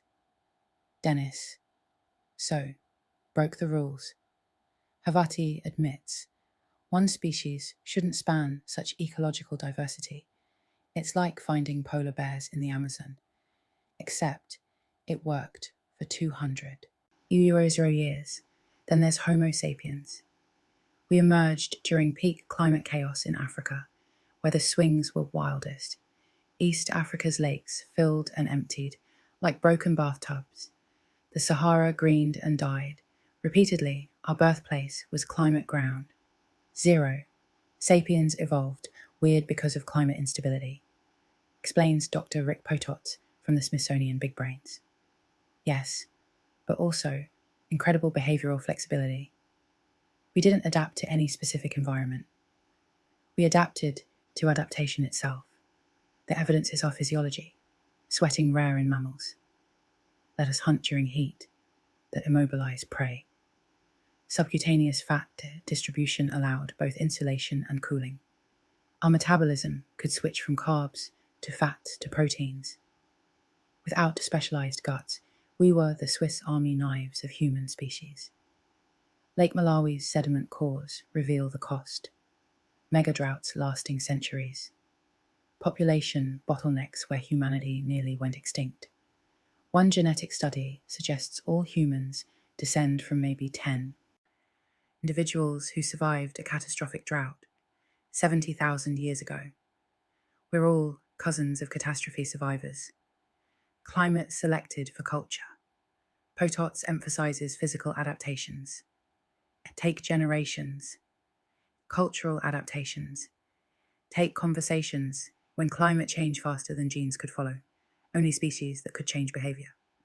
Survived. The archaeological record shows this cultural acceleration. 300,000 years ago. Basic tools. Occasional fire. 200,000 years ago. Diverse toolkits. Consistent hearths. 100,000 years ago. Jewelry art complex. Hafting 50. 0 years ago. Bows sewn, clothing watercraft. Each climate swing forced innovation or death.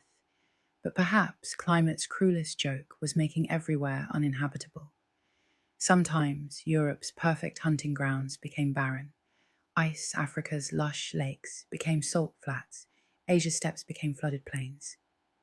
No place was permanently safe. Movement became mandatory. Other human species picked territories and optimized notes. Dr. Jessica Thompson from Yale. Neanderthals perfected Europe. Erectus mastered Asia. But sapiens we perfected.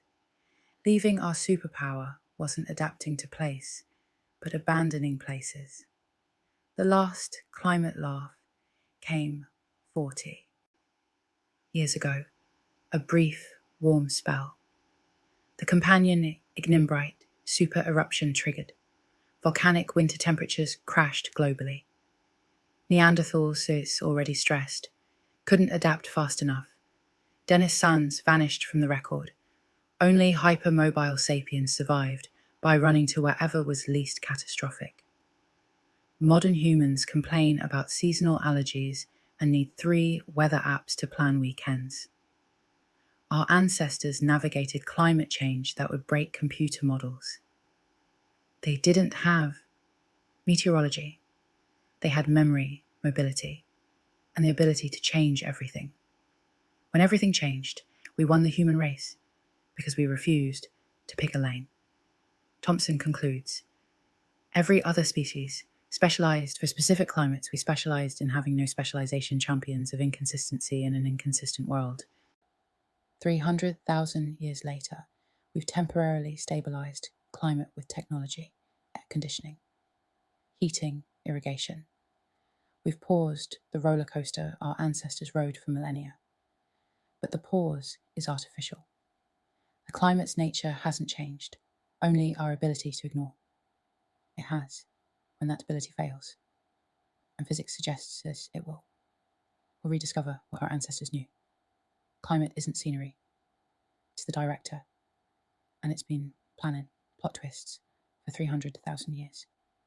With just the latest characters, we figured out the script. Our ancestors would laugh if they weren't extinct from being wrong about weather. Close your eyes. You're standing on land that no longer exists beneath your feet. 900 FT of Pacific Ocean will one day flow, but 30,000 years ago, you're in the center of Bingia, a continent twice the size of Texas, connecting Asia to Alaska, and something is coming. The ground trembles, not an earthquake. Footsteps. 10. 0, woolly mammoths moving like a living mountain range. Their tusks catching morning light breath steaming in synchronized clouds behind them. Following the rivers of meat come the predators, and behind the predators, almost invisible in their patience, come the humans. Bingia wasn't a bridge, insists Dr. John Hoffer from the University of Colorado. It was a homeland. People lived there for 15,000 years. Generations were born, lived full lives, and died without ever seeing either continent's edge. The numbers stagger belief at its peak. Bingia stretched 1,000 parts mere north to south. Not an ice corridor, but a vast grassland. The most productive ecosystem Earth has ever known. 1 square mile supported more large animals than an entire modern national park. Mammoth, bison, horse. Camel, lion, bear, a parade of giants following an endless summer of grass. Recent DNA from a 31-year-old milktooth found in Siberia reveals the human story. A population split from East Asians, isolated in Bingia, developing unique genetic markers for 15,000 years. These ancient Bingians lived in their lost world. While ice walls blocked them from the Americas, the climate data shows why they stayed while Europe froze under mile-high glaciers. Bingia remained oddly mild. Ocean currents and geographic positioning created a refugium, a pocket of survival in a dying world. Summer temperatures reached 60-degree Nif rivers, teemed with salmon berries, carpeted southern slopes, but it was the megapar that made Bingia legendary. Nowhere else on Earth have we found such bone density at some sites. You can't dig without hitting mammoth tusks. The bones stack like geological layers. Death piled upon, death preserved in permafrost, waiting to tell their story. Then the 14. 0 years ago, the ice walls melted. The ancient Bingians faced a choice: follow the megafauna south into an unknown continent or retreat into Asia. The archaeological record suggests they split. Some went south, becoming the ancestors of Native Americans. Others returned to Siberia, their DNA surviving in scattered populations. But Bingia itself was doomed as glaciers melted. Sea levels rose 400 fathoms. The mammoth steppe drowned meter by meter. The last mammoths retreated to shrinking islands. The last humans paddled away in skin boats, watching their homeland disappear beneath grey waves. Today, Bering Strait fishermen still pull up mammoth teeth in their nets. Tusks black with age, polished by current messages from a drowned continent, remind us that entire worlds can vanish, taking their giants with them when we dream of lost Atlantis. Hoffer notes, "We're dreaming of Bingia. It's the only real continent that sank beneath the waves, taking an entire ecosystem to the abyss the mammoths knew." That's why they kept walking south. They were running from the rising sea. White Sands, New Mexico, 2021. David Bitos kneels in the dried lake bed, his hand trembling over an impossibility. A human footprint, perfect as if made yesterday, except yesterday was 23,000 years ago, during the last glacial maximum, when mile-high ice sheets supposedly made human migration impossible.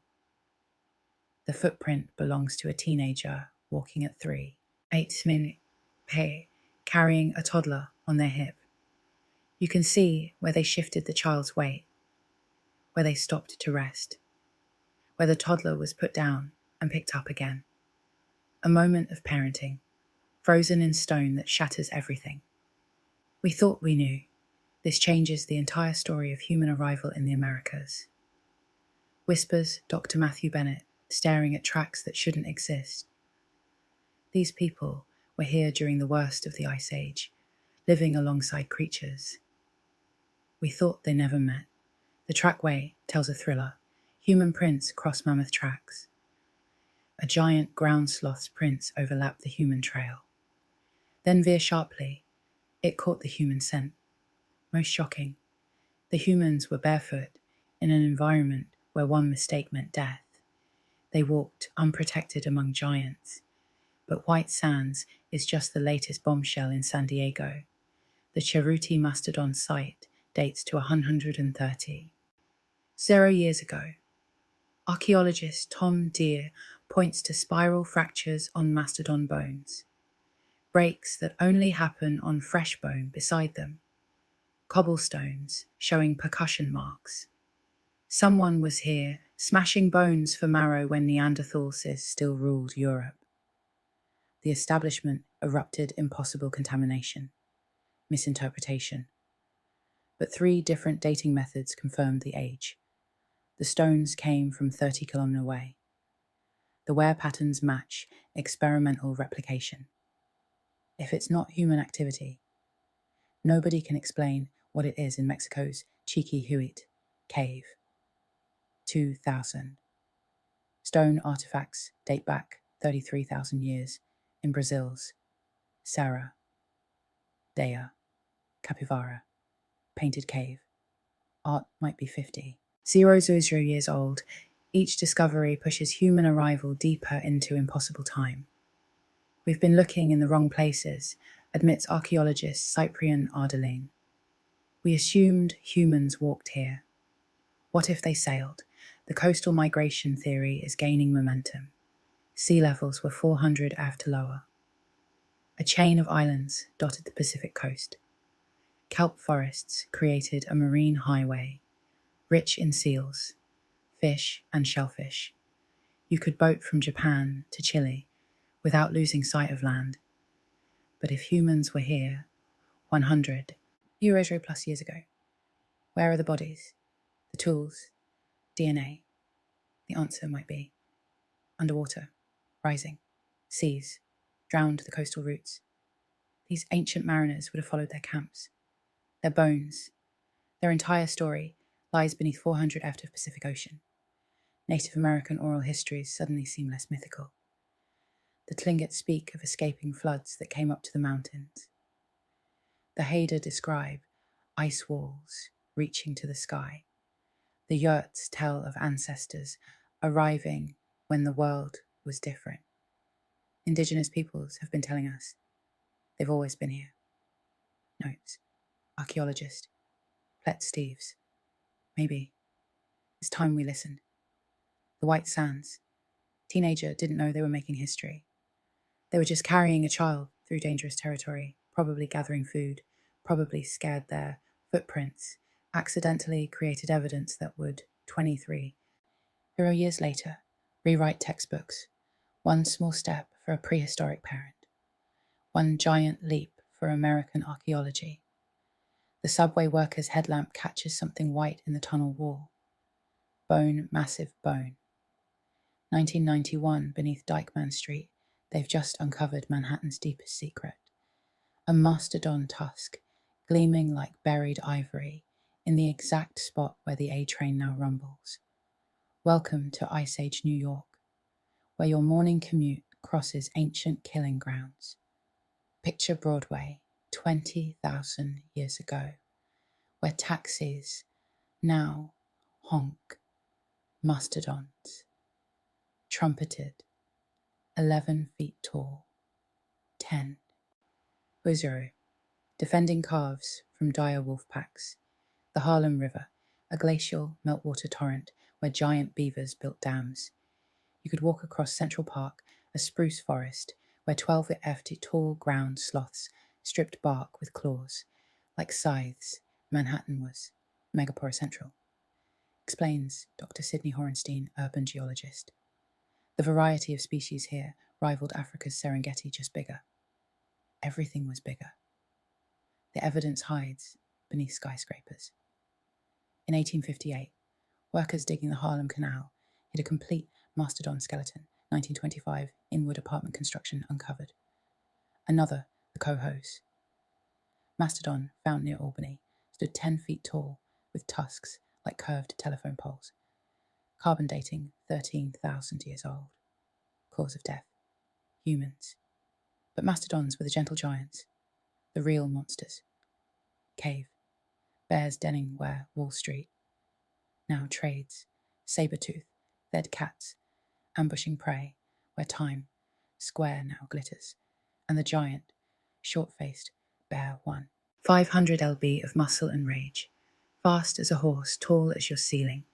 One fossil found in Dutchess County shows claw marks 15 F'd up a tree. It wasn't climbing, it was reaching the American lion.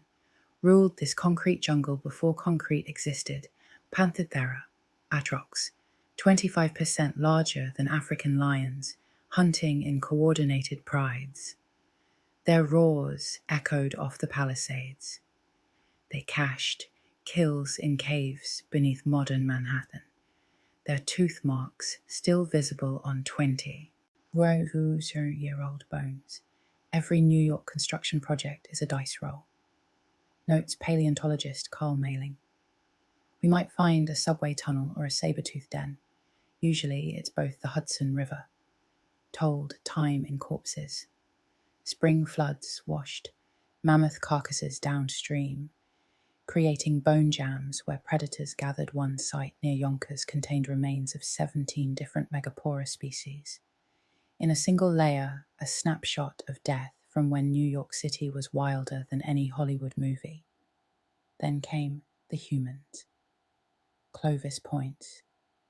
Distinctive spearheads appear New York's strata 13,000 years ago within 1 years. The Megapora vanished. Coincidence the timing suggests.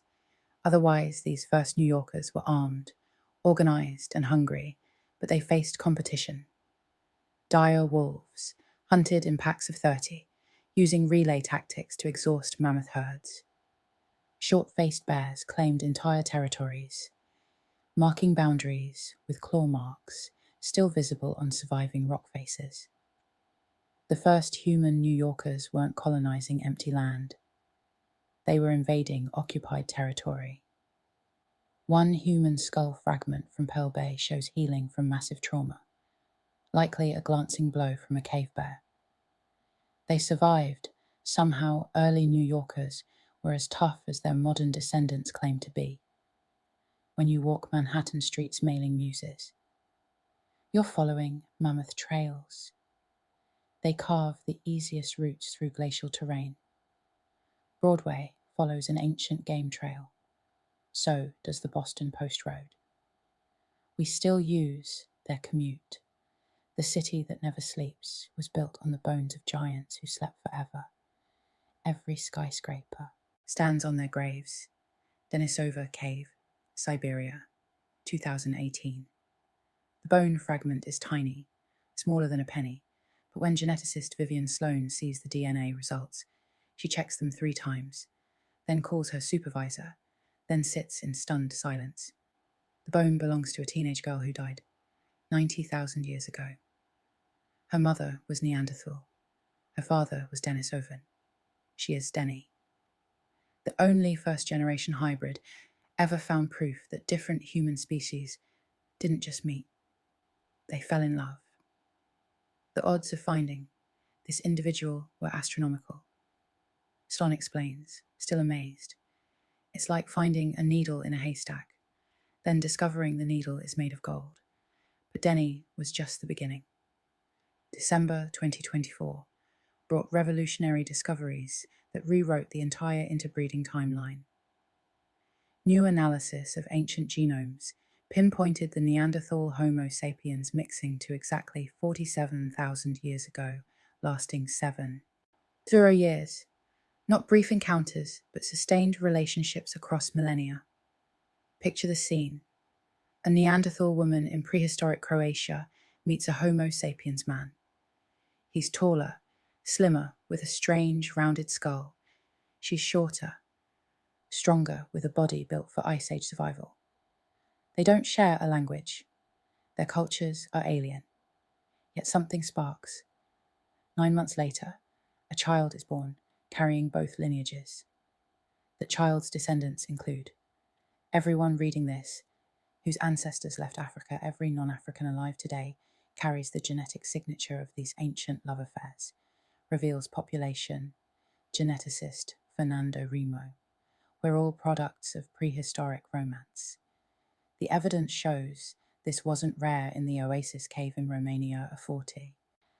30-year-old human had a Neanderthal, great-great-grandparent at Sunir in Russia. Individuals show Neanderthal ancestry from just 2 to 4 generations back. These species weren't just coexisting. They were dating, but love came with a price hybrid. Males were likely sterile, a biological barrier that prevented full species merger. Only female hybrids could pass on combined genes, creating a one-way genetic flow that we still carry. Some Neanderthal DNA helped us immune system variants that fight disease genes for fat metabolism that aided survival. Other variants brought problems, increased risk of depression, addiction, blood clotting disorders. It's the ultimate star-crossed lover's tale. Muses, archaeologist Huang Zilong, different species meeting at the edge of extinction, creating children who carried both legacies forward. The archaeological record hints at the social dynamics. At some sites, we find Neanderthal tools alongside sapiens, jewelry technology, exchange, cultural mixing, perhaps. Gift-giving between lovers at Grotto Duran in France. Neanderthals suddenly started making jewelry right after modern humans arrived nearby. Coincidence? Or someone trying to impress a date? The last Neanderthals show the highest genetic diversity, suggesting increased interbreeding as their populations shrank. Desperate times, desperate measures, or perhaps barriers broke down when survival mattered more than differences. One poignant detail: Neanderthal women left more genetic legacy than Neanderthal men. The pattern suggests sapiens, males with Neanderthal females, was more common than the reverse, whether by choice force or cultural exchange. The story written in our genes is complex. We used to think Neanderthals were primitive brutes. Zillow reflects, but someone loved them. Someone chose them as partners, raised hybrid children, mourned their deaths. That's not conquest. That's connection today. Billions carry the proof of ancient affection in every cell. When you fight off a cold, you sing. Neanderthal immune variants you're benefiting from. A love story. 47,000 years old. Species barriers meant nothing to hearts that recognized kindred spirits across evolutionary divides. Love found a way. Love always does. Dr. Sarah Chen stares at her computer screen, watching artificial intelligence analyze 300,000-year-old stone tools. The AI has just identified something no human archaeologist noticed in 40 years of study: a manufacturing pattern, a signature. These ancient tools weren't random. They were branded. The AI detected individual toolmaker styles. Chen explains, excitement breaking through scientific calm, like handwriting analysis. But for rocks, we can now identify specific Neanderthal artisans who lived 200,000 years ago. Welcome to archaeology's AI revolution, where machine learning reads ancient minds through their tools. The breakthrough came when researchers fed neural networks thousands of stone tool images. The AI learned to recognize patterns invisible to human eyes: micro decisions in flaking sequences, preferred angles, personal quirks preserved in stone. Suddenly, anonymous artifacts became individual stories. At Schunningen, Germany, a Chai analysis of those 300,000-year-old wooden spears revealed sophisticated engineering. The wood grain was deliberately oriented for maximum strength. Weight distribution matched modern javelins. The makers understood physics. They couldn't write. Equations for these weren't instinctive creations. Notes: cognitive archaeologist Dr. Marcus Webb. They show theory of mind, understanding how objects behave in flight, that requires abstract thinking we didn't think existed 300,000 years ago. Even more stunning AI detected teaching signatures at multiple sites. Tools show a progression from clumsy apprentice work to master craftsmanship, but with consistent quirks suggesting the same teacher. We can now track ancient master-apprentice relationships across decades. The Levallois technique that revolutionary plan tool shows. Regional schools AI identifies distinct French, German, and Middle Eastern styles, suggesting cultural transmission networks, spanning continents, ideas spreading at walking speed, but spreading nonetheless. At Khazem Cave in Israel, AI analysis revealed something bizarre. Tools from 300,000 years ago show design evolution, each generation slightly improving on the last, not random variation, but directed improvement. The toolmakers were running experimental programs, testing innovations, keeping what worked. They were engineers, Webb insists. Prehistoric, engineers running R&D programs that lasted centuries. The AI even detected tool ethics at some sites. Perfectly functional tools were discarded unused. Why the AI found microfractures, suggesting the stone's quality didn't meet standards. Ancient quality control, pride in craftsmanship. When survival was uncertain, brain scan studies of modern nappers. People who recreate ancient tools show intense activation in language areas. The same neural networks used for grammar apparently govern tool construction. This suggests toolmaking and language evolved together, each driving the other toward complexity. Every strike required. Syntax. Explains. Neuroscientist Dr. Lisa Feldman. Subject: hammerstone acts on object core to produce. Result: flake that's grammar in stone. The implications stagger. If 300,000-year-old tools show this complexity, their makers had modern-level cognitive abilities. They thought abstractly, planned, hierarchically, taught systematically. They just couldn't write it down. One Neanderthal site in France shows tool styles suddenly changing. 45 years ago, right when modern humans arrived. But the AI detected something surprising. Neanderthals weren't copying sapiens tools. They were innovating in response, creating new designs that outperformed both traditional styles. Competition drove creativity. Chen notes the presence of modern humans triggered a Neanderthal renaissance. They didn't just adapt, they innovated. The AI revolution shows our ancestors' minds were never primitive. They were brilliant engineers, trapped in a world without metal, brilliant teachers without writing, brilliant thinkers without words to capture their thoughts.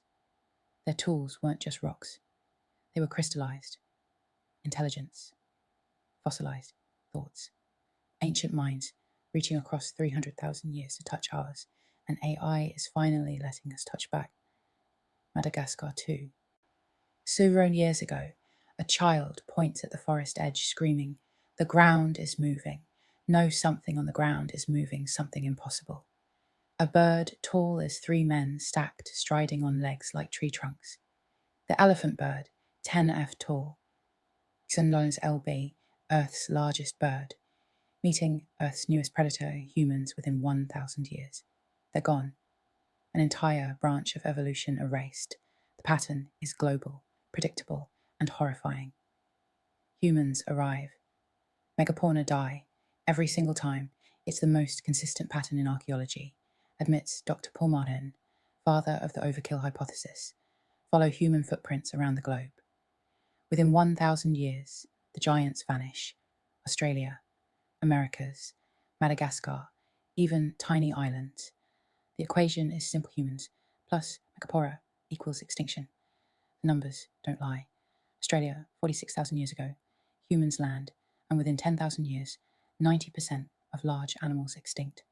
Diprotodon, the 6,000 lb wombat, Megalania, the 20 hef lizard thylo, the marsupial lion, gone, gone, gone. North America, 15,000 years ago, humans crossed Bingia within 3 years. Mammoths, giant ground sloths, saber-tooth, dead cats, dire wolves, short-faced bears extinct. South America loses 80% of its giants. The pattern repeats like a broken record of death. But here's the disturbing part. It wasn't even hard. Computer models show just 100 human hunters could drive mammoths extinct in 300 years.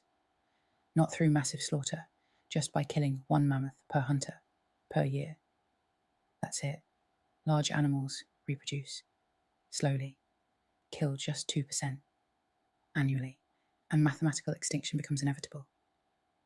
We didn't need to be bloodthirsty. Explains modeler Dr. John Allroy. We just needed to be slightly better at killing than mammoths were at breeding. The math does the rest. The killing methods were horrifyingly efficient. Drive entire herds off cliffs, set grasslands ablaze, creating walls of fire. Most disturbing, humans learn to kill babies. Why fight a 10-ton mammoth when you can spear a 200 libby calf? The juveniles died. The species couldn't recover on New Zealand. The pattern accelerated to nightmare speed. Polynesians arrived 700 years ago, within 100 years, a human lifetime. Every moa species extinct, 9 species from 30 to 500 lb. The Hust's eagle, which preyed on moas, followed them into oblivion. Moas had thrived for 50 million years. Notes extinction. Expert Dr. Richard Holdway. They survived. Ice ages, volcanic eruptions, climate shifts. Then humans arrived. Game over in a century.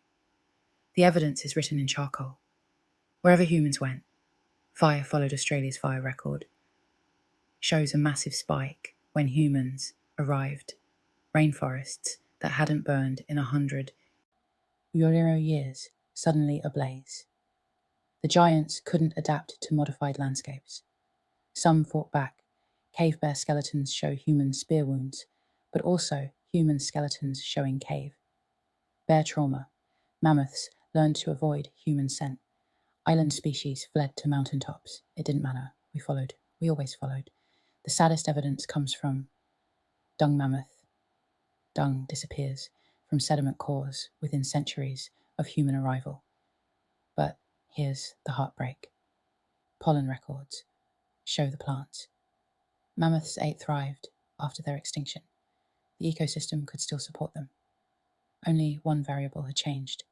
United States. Every culture has flood myths, Martin observed before his death. But we should have extinction myths, stories of the world. We destroyed the giants. We erased the diversity we simplified into a human, dominated monoculture. The great dying wasn't natural, wasn't inevitable, was entirely unforgivably human. And it was just the beginning. The baby mammoth took 22 months to develop in the womb, nearly 2 years of pregnancy, draining the mother's calcium for tusks that would never fully grow. When it finally emerged, a 200 lb newborn in a world of predators. It needed 14 years to reach breeding age. If it survived, that's the mathematics of extinction. When you're giant, everything takes longer. Longer pregnancies, longer childhoods, longer between births. In a world where death comes fast, slow, reproduction is a death sentence. Large. Body size was evolution's greatest trap, explains population biologist Dr. Chris Johnson. For 50 million years, being big meant being safe. Then humans arrived and rewrote the rules. Overnight, consider the brutal math, a mammoth cow could produce maybe 15 calves in a lifetime. If she lived 60 years, a human woman could have that many children. By age 30, when humans started hunting, mammoth calves, we were killing their future faster than they could replace it. The energy economics were even worse. A mammoth needed 400 allelubs of vegetation daily during ice ages. When grasslands shrank, that meant walking 20 million per day just to eat burning calories, to find calories living on the edge of starvation. Even in good times, then humans disrupted migration routes, set fires that destroyed feeding grounds, claimed water sources. Suddenly that 20-mile daily walk became 30, then 40. The energy budget collapsed. Giants starved in slow motion. Being large meant you couldn't hide. Johnson continues. Couldn't change. Diet. Quickly. Couldn't breed. Fast enough to offset losses. Every advantage of size became a disadvantage. When humans appeared, the fossil record shows the pattern during previous extinctions. Large and small species died equally. But the human-caused extinctions targeted size with sniper precision. Anything over 100 faced exponentially higher extinction risk over 1 non-Lollands. 00, virtual death sentence. Take the giant beaver at 300 home. It built dams that engineering students study today, lodges like Fortress's intelligence, comparable to primates. But it took 3 years to reach sexual maturity. Humans could kill 3 generations of regular beavers in that time. Guess which survived? Island species had it worst on Mediterranean islands. Dwarf elephants evolved. Regular elephants shrunk by limited resources. The smallest stood 3 feet tall. You'd think being small would save them wrong. They still had elephant reproduction rates, still took years to mature, size shrank, but biology didn't adjust fast enough. Evolution works on deep time, explains paleontologist Dr. Victoria Harridge. Species adapt over thousands of generations. Humans change the rules in 1 generation. Evolution couldn't keep pace. The cruelest irony, many giants were already adapting. Mammoths were developing smaller tusks, less calcium, drain, faster maturity. Ground sloths were speeding up, becoming more. Agile cave bears were shifting to more plant-based diets, avoiding competition. 2. Little too late. Evolution measures change in millennia. Humans measure it in decades. The few giants that survived tell the story. Elephants made it by being smart. Complex societies. Long memories, teaching young to fear humans. Rhinos survive through sheer aggression. Anything that charges. First, ask questions. Later has a chance. Hippos lived in water where humans couldn't follow. But survival came at a cost. Modern elephants reach breeding age faster than mammoths did have shorter pregnancies, smaller tusks. We didn't just kill the giants. We edited the survivors, selecting for traits that could coexist with human predation. Every living Megapora is a Holocaust survivor. Johnson states bluntly, they're the ones who adapted to us. The rest are bones in museums.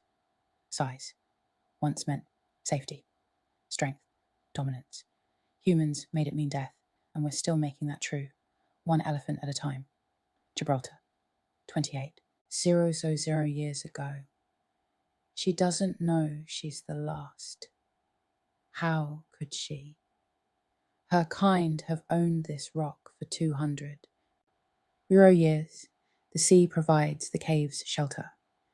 Tomorrow will be like yesterday. It always has been, but her band number's only 12 now.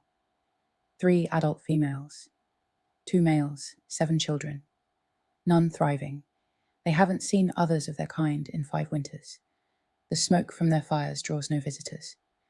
Their calls echo off limestone cliffs, unanswered.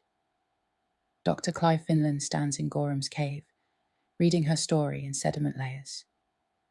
The last Neanderthals weren't primitive stragglers. They were innovators, adapting, surviving against impossible odds. They just ran out of time. The evidence is heartbreaking in its humanity. These final Neanderthals developed new technologies, sophisticated hearths, advanced stone tools, even abstract art hash marks on the cave wall that might be calendars or counts of days since they'd seen their own kind. She was probably born here in this cave, learned to nap, flint where the light was best gathered, limpets from the same rock pools her grandmother had the cave. Walls preserve her handprints smaller than expected, almost delicate a person, not a specimen her DNA extracted from a wisdom tooth, tells of centuries of inbreeding. Her parents were related. Her grandparents were related. The genetic diversity that once spanned continents had collapsed to a single extended family, copying themselves into extinction. They were suffering. Mutational meltdown, explains geneticist Dr. Love. Dense small populations accumulate harmful mutations, each generation slightly less viable than the last. They didn't die from a single cause. They died from 1,000 tiny cuts. But still, she persisted. Seal bones show sophisticated hunting, waiting at haul-out sites, timing kills for maximum efficiency. Pigeon bones indicate they were trapping birds, possibly with nets. Shellfish remains suggest scheduled harvesting, letting populations recover. These weren't desperate scavengers, but careful resource managers. The charcoal tells darker stories. Burning patterns show they were using fire defensively, creating barriers, signaling perhaps trying to seem more numerous than they were. One hearth-contained, burned ibex horn, which creates dense smoke. Smoke signals to no one. Modern humans had arrived in Spain. Over years earlier, the archaeological record shows careful avoidance. Neanderthals is retreating to peripheries, claiming territories humans didn't want. Yet, Gibraltar was their last refuge, surrounded by sea on 3 sides. Nowhere left to retreat. Did she know about modern humans? Almost certainly did she understand. They were different. The evidence suggests. Yes, late Neanderthal sites show borrowed technologies, blade production techniques that appeared first in sapien sites. They were watching, learning, adapting. It wasn't enough. Her children would have been her greatest fear, each generation showing more signs of inbreeding, dental abnormalities, skeletal asymmetries, lower survival rates. She might have noticed. Other bands disappearing, might have wondered why her children were different from her childhood memories. The last, Layers show increasing desperation. Marine resources dominate. They'd exhausted terrestrial prey. Tool production becomes erratic. Maintaining quality control requires enough people to preserve knowledge. Hearths grow cold. More often, the infrastructure of survival slowly failing. She might have lived completely alone. For her final years, Finak reflects quietly, the last speaker of her language, the last keeper of 200,000 years of accumulated wisdom dying, with stories no one would ever hear again. The final Neanderthal layers at Gorham's Cave date to 28,000 years ago. Then nothing, just sterile sand where a species ended. No violence, no drama, just absence. Where once there was presence, modern humans used the cave. 5,000 years later, their layers full of art beads, complex tools, conquerors who never met the conquered inheritors of an empty continent somewhere in Gibraltar. She died, looking at the same view tourists photograph today. The last eyes of her species, watching Africa shimmer across the water, knowing perhaps that something fundamental was ending. Not with a bang, with silence, the last word in a language that took 200. 000 years to speak and no one to hear it. Java, Indonesia, 117,000 years ago, the Old One remembers when the forest was open, when you could see danger coming. Now vines strangle everything. The canopy blocks the sky. His kind were never meant for jungle shadows. They were creatures of open woodland. And the woodland is gone. He is Homo erectus. His species has walked the earth for 8 million years, 6 times longer than Homo sapiens has existed. They invented controlled fire, created the first standardized tools, walked out of Africa before anyone else, colonized half the planet. And now, on this tropical island, the greatest success story in human evolution is writing its final chapter. Homo erectus was the ultimate survivor, emphasizes paleoanthropologist Dr. Susan Anton.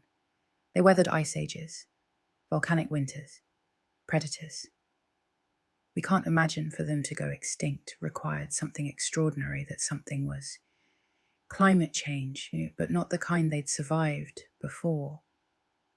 Around 120, 0 years ago, Java's environment shifted dramatically.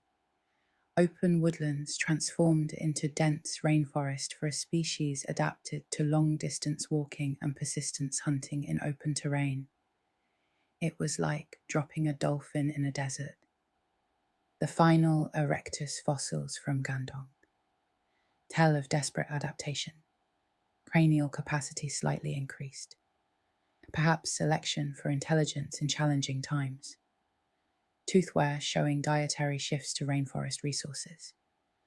But some changes came too slowly for evolution to fix their technology. Revolutionary 500,000 years ago had barely changed. The same Orlean hand axe as their ancestors carried out of Africa. Perfect for butchering carcasses in open country. Useless for the fruit gathering. Tree climbing existence, the rainforest demanded they were trapped by their own success. Anton explains the same conservative culture that kept them stable for nearly 2 million years prevented rapid adaptation when their world transformed. Meanwhile, 2,000 km away, their cousins were evolving. Homo sapiens had developed projectile weapons art and complex language. Denis ovens had spread across Asia with flexible adaptations. Neanderthals dominated Europe with cold weather specializations. Erectus, the ancient ancestor, was being left behind by its own descendants. The Java populations show increasing isolation. No gene flow from mainland Asia. No cultural innovations arriving from elsewhere. The same tool, types, repeated endlessly, like a broken record of stone. They were technological fossils, before they became actual fossils. did they encounter modern humans? The timing suggests it's possible sapiens were spreading through Southeast Asia around 120 Eurasian years ago, but no archaeological sites show both species together. Perhaps Erectus retreated deeper into unsuitable rainforest. Perhaps contact was brief, violent, decisive. The saddest part is they almost made it. Notes archaeologist Dr. Russell Seong, if they'd survived another 50,000 years, they might have encountered humans willing to preserve them, study them, learn from them. They missed becoming living witnesses to human evolution. By a geological eye blink, the last Erectus might not have known they were last isolated on Java. They couldn't see their continental cousins had vanished 100 years earlier. Couldn't know they were evolution's last experiment in that particular form of humanity. Their end wasn't dramatic. No asteroid, no plague, just a species perfectly adapted to a world that no longer existed, changing too slowly for a world transforming too fast. The rainforest that challenged them still grows over their bones. Green shadows covering the last chapter of humanity's longest success story. Million years of survival. They're nothing. The greatest survivor in human history, defeated not by weakness, but by the inability to imagine being different. Evolution's cruelest lesson. Sometimes perfect adaptation becomes a perfect trap. Morocco. 300 years ago at Jebel Hihud, something unprecedented is happening. The humans living here look almost modern. Flatter faces, rounder skulls, smaller teeth. But it's what's happening inside those rounder skulls that will change everything. They're thinking differently. Africa was humanity's ultimate laboratory, explains paleoanthropologist Dr. Chris Stringer. While other continents harbored single human species, perfectly adapted to local conditions, Africa churned out variation after variation. We weren't the best at anything. We were adequate at everything. The numbers tell the story. Neanderthals has occupied Europe and Western Asia, a respectable range. Denisovans spread across Eastern Asia. Erectus claimed Indonesia. But Homo sapiens in Africa faced environments from Sahara to rainforest mountain to coast, forcing adaptations no other species needed. That environmental chaos created cognitive chaos. In the best possible way, African sapiens couldn't perfect one survival strategy because their environment wouldn't stop changing. Sahara, grasslands became desert forests, became savanna lakes, appeared and vanished. Survival required mental flexibility that would have killed specialists. Neanderthals had bigger brains, Stringer notes, but they used them for processing immediate sensory data, incredible spatial memory, superhuman strength, calculation. Sapiens evolved smaller, weirder brains focused on something else, imagining things that didn't exist. The Jebel Ehud tools reveal this cognitive revolution. Unlike Neanderthal tools that remained unchanged for millennia, Sapiens tools show constant experimentation, failed designs, weird innovations, a technological ADHD that created more failures than successes, but the successes accumulated. African genetics tell another story. While Neanderthal populations stayed small and isolated, African sapiens maintained massive, interconnected populations. Ideas could spread. Innovations could combine. A better spear design from the north could merge with a plant processing technique from the south. Population size might have been our superpower, suggests geneticist Dr. Sarah Tishkoff. Neanderthals had 10,000 individuals. Maximum African sapiens had millions. More people means more mutations, more innovations, more chances for genius. But the real advantage was social African sites.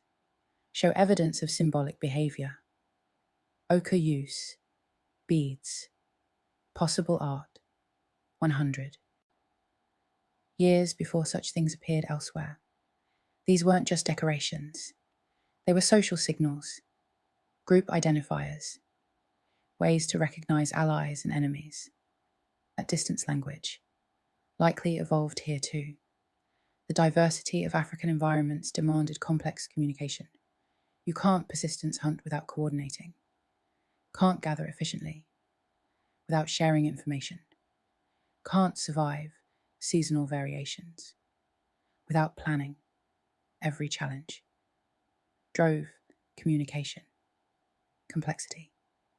Neanderthals might have had language, linguist Dr. De Juden speculates, but African sapiens had gossip stories, lies, abstract concepts. We didn't just describe the world, we created alternate realities through words. When climate chaos, 70,000 years ago, nearly exterminated humanity, the famous bottleneck where we dropped to maybe 10,000 individuals, African adaptability saved us. Coastal populations learned to harvest shellfish. Interior groups developed new hunting strategies. Someone somewhere figured out how to survive and told others the excavations at Jebel Air how continue revealing surprises. Fire rate treated tools showing industrial level production. Possible trade goods from hundreds of miles away. Evidence of planning that extended beyond seasons to years. These weren't just humans. They were project managers. Every human alive today carries African innovations in their neurons.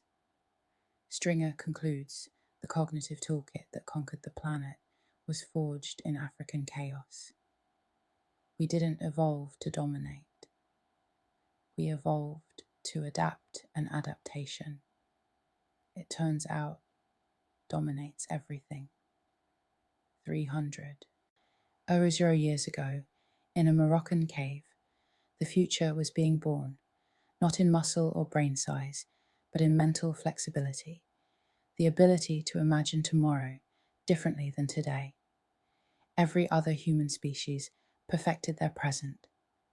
Only African sapiens invented the future, and that made all the difference.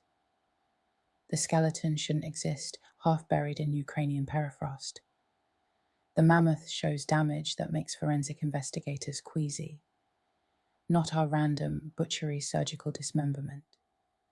Each cut mark tells a story of terrifying efficiency.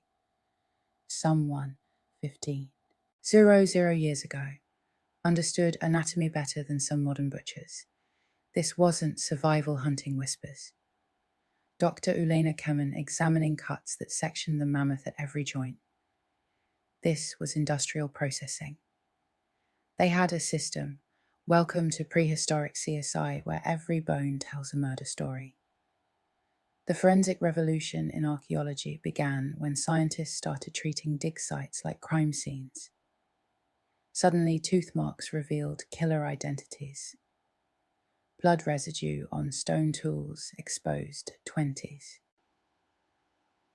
Old DNA microscopic analysis showed exactly which organ each tool touched. First, at Schöning in Germany, horses weren't just killed, they were executed spear wounds, clustered around the heart and lungs with sniper precision. No wasted throws, no panicked stabbing. The hunters knew exactly where major arteries ran, where bones were thinnest, where death came fastest. These weren't desperate people throwing spears. Randomly explains forensic archaeologist Dr. Sabine Godzinski-Windheuer. They were anatomists. Every kill was a dissertation on efficient death. But the most disturbing discoveries come from human remains. A Neanderthal from Shanidar Cave shows healed wounds consistent with attempted murder. A spear thrust that missed vital organs by inches. Someone tried to kill him. He survived. They lived together afterward. The social dynamics boggle modern minds. Isotope analysis reveals ancient serial killers at Grandolina, Spain. 800-year-old human bones show butchery marks identical to those on animals. Cannibalism. Yes, but selective. Only young individuals processed with the same efficiency as deer. Someone developed a taste for their own kind. We can track individual killers across sites. Kuzminina notes, cutting styles are like signatures. One individual's knife marks appear on victims. 50 emeries apart, we're tracking prehistoric murder sprees. The killing tools tell their own stories. Microscopic edge damage reveals whether a blade cut hide meat bone or human flesh. Each leaves distinct polish patterns. Some tools specialized in human processing purpose. Built murder weapons in an age before metal. At Guff's Cave, England, the forensics turn. Stomach-churning human skulls crafted into drinking cups. Not ritual objects, used cups with wear patterns from regular use. The cut marks show practice technique. Someone made these before, many times. Blood protein analysis provides the goriest details. Mammoth blood on spear points, expected human blood on the same points, disturbing but mixed blood human and mammoth on single tools. Suggests scenarios. Archaeologists don't discuss at dinner parties. Every prehistoric site is a crime scene. Gzinski Windheiser states, we're just very, very late to the investigation. The latest forensic techniques read, violence like books. Bone stress patterns reveal whether victims saw death coming. Defensive wounds, panic breaks, the skeletal signature of terror. Some kills were ambushes, others were executions. A few were torture. Neanderthals' site after Neanderthals' site shows similar patterns as sapiens arrived. Not invasion evidence, something subtler. Stress markers in children's teeth, malnutrition in nursing, mothers, cortisol signatures, in bones, suggesting chronic fear.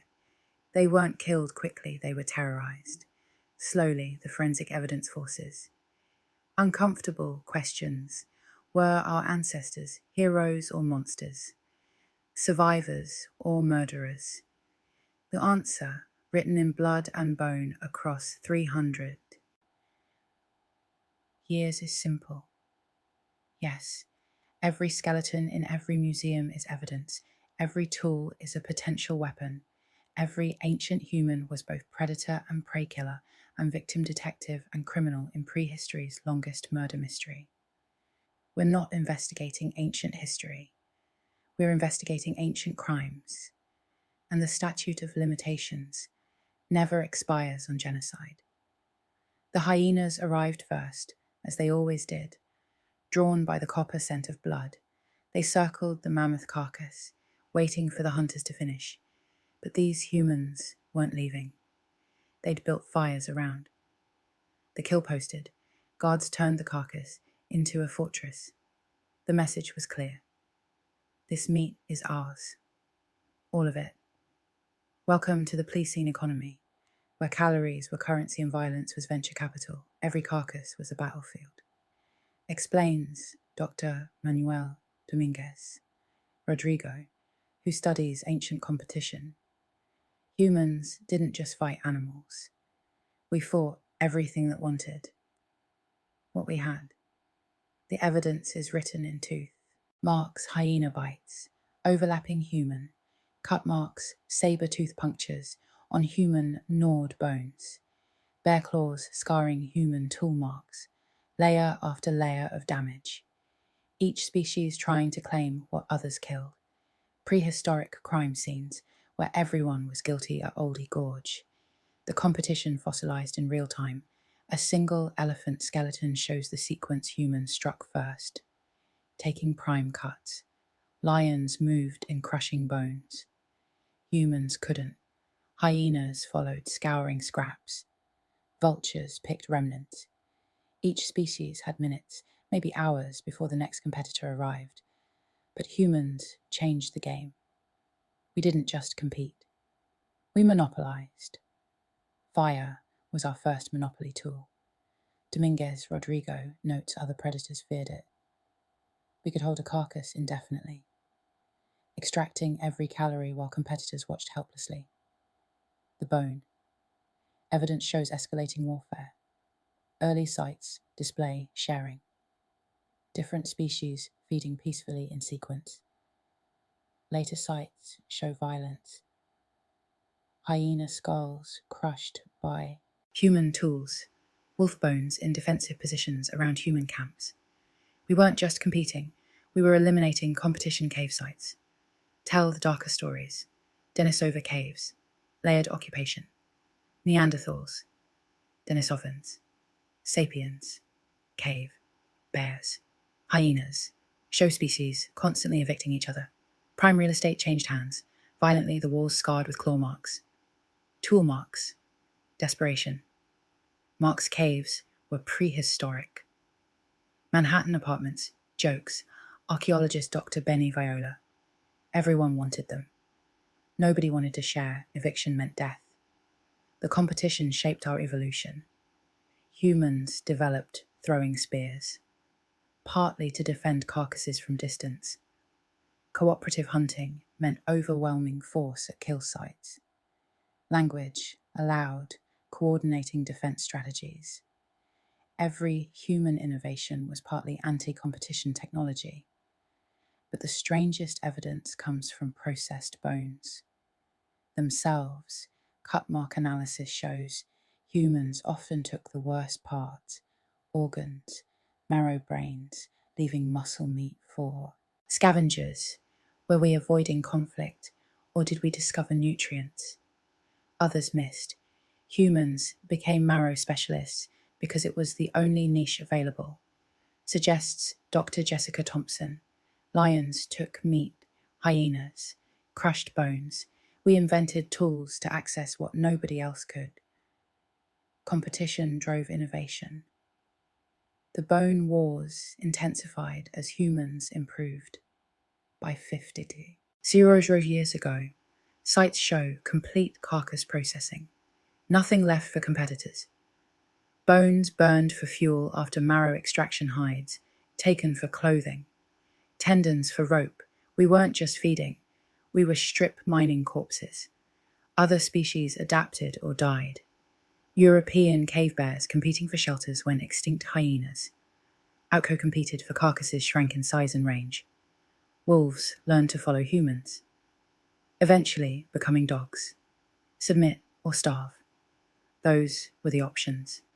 One cave in Spain preserved the ultimate bone war human, and hyena remains intermixed, both showing consumption marks. Mutual cannibalism. Each species eating the other during desperate winters. The competition had become so intense that competitors themselves became food. We won the bone wars by changing the rules. Dominguez Rodrigo concludes, other species fought over carcasses. We fought over ecosystems. They competed for meals. We competed for the future.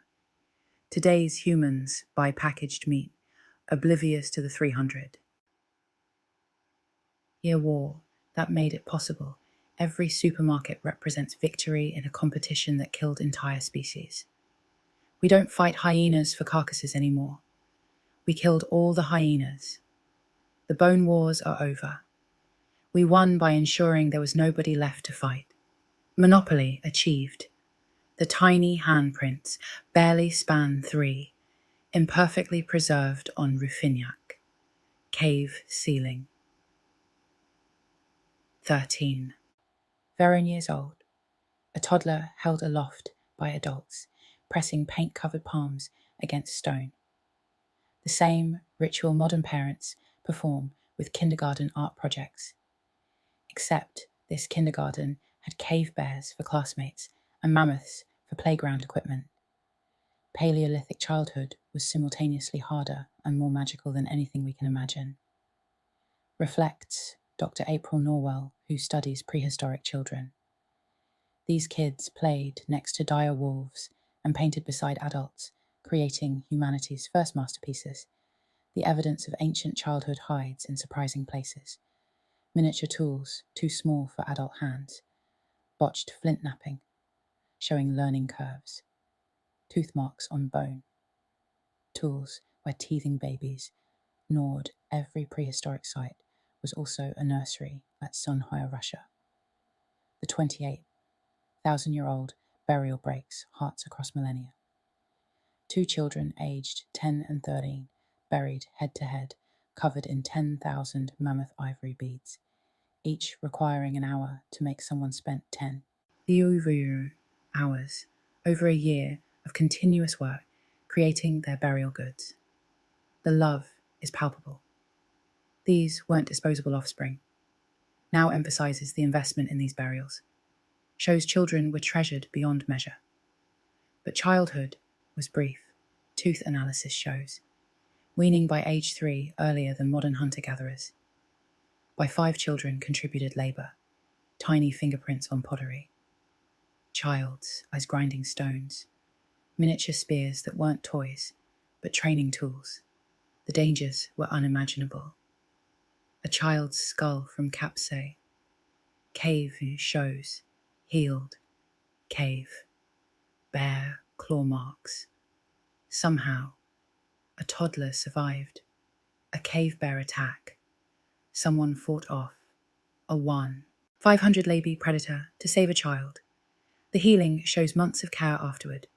Prehistoric, pediatric intensive care. Every child who survived to adulthood was a miracle. Notes bioarchaeologist Dr. Kanhalkro. Infant mortality approached 50%, yet populations grew. The math only works if families had many children and invested everything in their survival. Cave.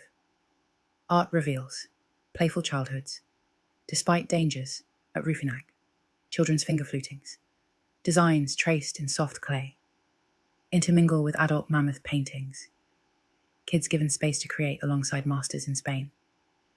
Tiny footprints dance through painted galleries. Children literally walking through humanity's first art museums. The toys survive. 2 miniature animals, carved from ivory dolls with articulated limbs. Bull roars that created whirring sounds. 1 German site yielded a 40-year-old puppet, a cave lion with movable jaw. Someone spent hours creating entertainment for children. While real cave lions prowled outside, education started early. Cut marks on bones show children practicing butchery on scraps. Failed tool attempts, preserved rather than recycled, letting kids learn from mistakes. Some sites have children's areas with easier raw materials. Practice pieces, patient teaching, written in stone. Paleolithic, children learned by doing. Explains. No classrooms, no separation from adult life. They watched births, deaths, hunts, ceremonies, full immersion in humanity. But the most touching evidence comes from disabled children. A boy with severe hydrophilis living to age 5, despite a condition that would challenge modern medicine. A girl with spina. Bifida carried everywhere, fed carefully, loved completely. These weren't societies that discarded the weak. They fought for every child. Nutritional analysis shows children got the best food during famines. Adult bones show deficiency, diseases, while children's bones remain healthy. Parents starved so children could eat. The biological imperative, transcending species, continents, millennia. 1 haunting detail, children's graves often contain more goods than adults, as if parents couldn't bear sending them to the afterlife. Unprepared, tiny shoes for journeys never taken, miniature tools for work, never done, food for growth that would never come. We think of Paleolithic life as brutal, Halkro reflects. But imagine loving a child while saber-tooth, dead cats stalked your camp. Imagine teaching them to nap, flint while knowing half wouldn't survive. That takes courage, we can't fathom the small handprints in caves, weren't random. They're always at child height, arranged carefully, often outlined with paint blown by adults. These weren't just marks. They were monuments to survival declarations that this child, against all odds, made it this far. Each tiny handprint screams across time, I was here, I mattered. Someone loved me enough to lift me up and help me touch eternity. In a world where childhood was measured in months, not years, every handprint was a victory. Every toy a testament to hope. Every child who lived a miracle that enabled our existence. We are all descendants of Ice Age children who played with death and won the field. Notes are clinical, but Dr. Eric Trinkus's hands shake as he writes them. Vindiga, Cave, Croatia. Leia, G1. The bone fragment is unmistakably Neanderthal, the distinctive occipital bun, the robust build. But the radio-Arbon date reads 28,000 years ago, 4,000 years later than any other Neanderthal remains. If confirmed, he's holding the last Neanderthal, the final member of our sister species, the day humanity became truly alone. That moment when the last non-sapiens human died was the most profound in our history. Drinkhouse reflects, for the first time, in 300 years, only one human species walked the earth. We became unique by becoming alone. But when was that moment? And who died? Last, the evidence scatters across continents like a murder mystery. With too many suspects, Neanderthals has vanished from Europe around 40,000 years ago, except for Gibraltar's holdouts. Denisovans disappeared from the Asian record 30,000 years ago, except maybe Papua, where genetic ghosts suggest later survival. Homo erectus blinked out 110,000 years ago. Unless the Flores hobbits were dwarf descendants, each claimed last fossil gets challenged, redated, reinterpreted. The extinction dates keep moving, like goalposts in a game where everyone already lost. We're chasing shadows, admits archaeologist Dr. June Zillow. The last Neanderthal probably died unnoticed in some cave. We'll never find the last Denisovan might have drowned. Crossing to an island, these weren't grand exits. They were whimpers in the dark, but somewhere, it happened. The last one died. Picture her genetics suggest. The last Neanderthal was likely female, based on population dynamics living in Gibraltar's caves. Her band shrinking yearly. No responses to her calls across valleys. No smoke from other camps. Just her and perhaps a few relatives, genetically identical after centuries of inbreeding. Did she know she was last? Could she conceptualize species extinction? Or did she simply wonder where everyone went? Why babies came rarely and died often? Why the world felt empty? Despite abundant game, loneliness might have killed them before. Biology suggests psychologist and Dr. Thomas Wynne humans need community below certain population thresholds. Despair might be as lethal as disease. The archaeological record hints at desperate final attempts. Late Neanderthal sites showed technological innovation suddenly experimenting after millennia of stasis learning, blade production from sapiens, creating jewelry painting caves. Were they trying to become us, or just trying to survive? The last, Denisovan remains, even more mysterious. No bones after 30,000 years ago, but genetic evidence suggests later persistence. Melanesian DNA contains Denisovan variants that seem too fresh for ancient admixture. Did they survive on islands until historical times? Are we missing recent fossils, or misreading genetic clocks? The last Denisovan might have met modern humans who could write, speculates geneticist Dr. Murray Cox. Imagine being the last of your kind in a world developing civilization. The loneliness would be crushing. Homo floresiensis lasted longest, surviving until 50. Years ago on Flores, their final sights show increasing desperation, tool miniaturization, push to limits, dietary breadth, expanding to anything edible. The last hobbit might have been barely 3F tall, further dwarfed by nutritional stress, watching new giants arrive on boats they couldn't build. But the cruelest, last, might be the Palawans. Controversial remains from Palau suggest a dwarf, human population surviving until 3,000 years ago. If true, they outlasted all other human species by 25. Over years, the last non-sapiens humans dying when Egypt had pyramids, when writing existed, when they could have told their story, will never know the last words spoken in Neanderthal wind notes. Sadly, the last Denisovan dream, the last Erectus memory. Entire ways of being human vanished without witness. Except one witness remained United States. We carry their genes like guilt. Neanderthal DNA helping us fight disease. Denisovan genes, letting us breathe mountain air. We're living memorials to the species we replaced. Every human is a graveyard of extinct possibilities. The day we became alone, we became something new. The only human, the only voice, the only choice. No longer one option among many, but the definition of humanity itself. That last death created modern human psychology. Trink believes, knowing we're alone in the universe.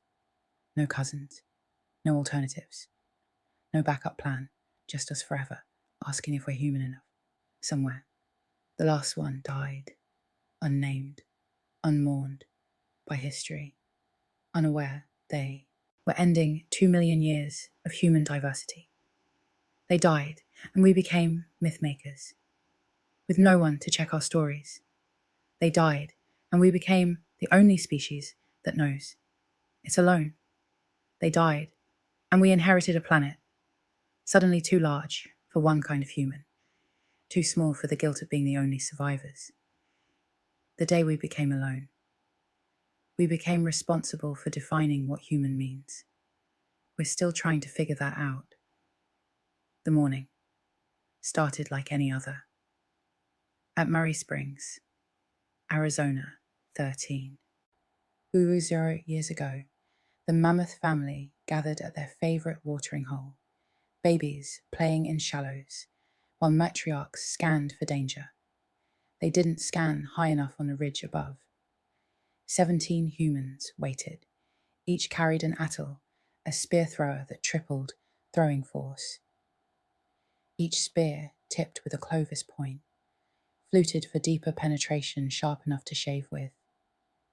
They'd waited 3 days for wind direction to favour them. Now, physics patience and prehistoric engineering would meet flesh in 12 minutes. It was over 8 mammoths, down 40 tons of meat, enough to feed the band for months. Welcome to the Clovis culture, the most devastatingly efficient hunters in human history. Clovis points were the nuclear weapons of the Pleistocene States archaeologist Dr. Gary Haynes. Nothing that sophisticated had ever existed. It was like bringing assault rifles to a world of slingshots. The killing efficiency was mathematical. Clovis sites from Florida to Washington show identical patterns. Entire herds ambushed at water sources, multiple kills, systematic butchering, industrial scale processing. These weren't subsistence hunters. They were ecological engineers, redesigning continents. Murray Springs preserves the evidence in sickening detail. Clovis points still embedded in mammoth vertebrae. Cut marks showing coordinated butchering one team. Per animal specialized tools for specific tasks. The bones stacked afterward, sorted by type organization that would impress modern factories. They killed more than they could eat, Haynes notes, Grimly, some sites show partially butchered carcasses abandoned with meat on bones. When you can kill 8 mammoths before lunch, conservation becomes abstract. The timing is damning. Clover culture appears 13,500 years ago.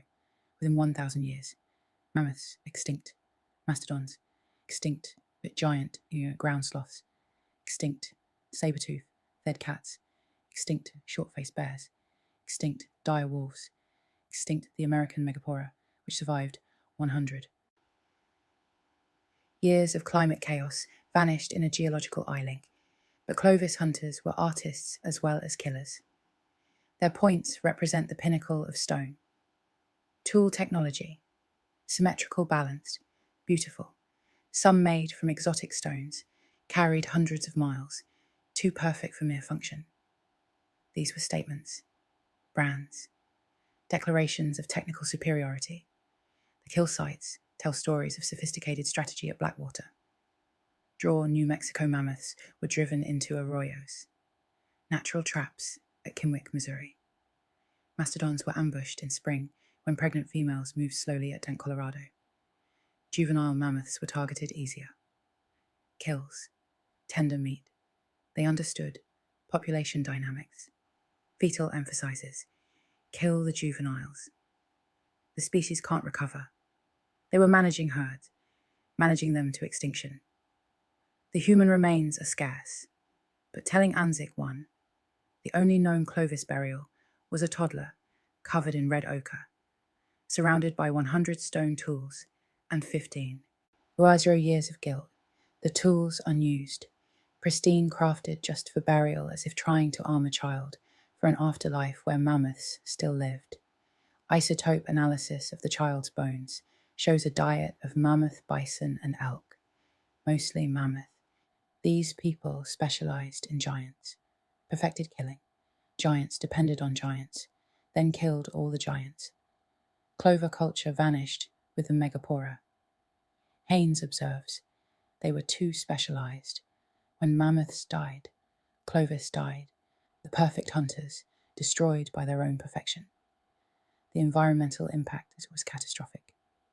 Mammoths were ecosystem engineers, maintaining grasslands. Without them, forests expanded, fire regimes changed, entire biomes transformed. The Clovis hunters didn't just kill animals, they killed landscapes. One Clovis site in Michigan preserved something haunting, a mammoth killed, butchered. Then the meat cache, marked with the skull, placed upright, tusks pointing skyward. A monument, a grave marker or primitive awareness that something irreplaceable was disappearing. Every Clover point in every museum is evidence, Fedel states bluntly, beautiful evidence, damning evidence, proof that humans can craft perfection and use it to destroy worlds. 13,000 years later, we study Clovis points with awe and horror, marveling at their beauty while knowing what they did. Each fluted point, a small genocide. Each kill site, a crime scene. Each extinct species, a verdict on human ingenuity. The killing fields of America weren't battlegrounds between humans. They were execution grounds, where our species demonstrated that with enough intelligence, organization, and technology, we could murder the future.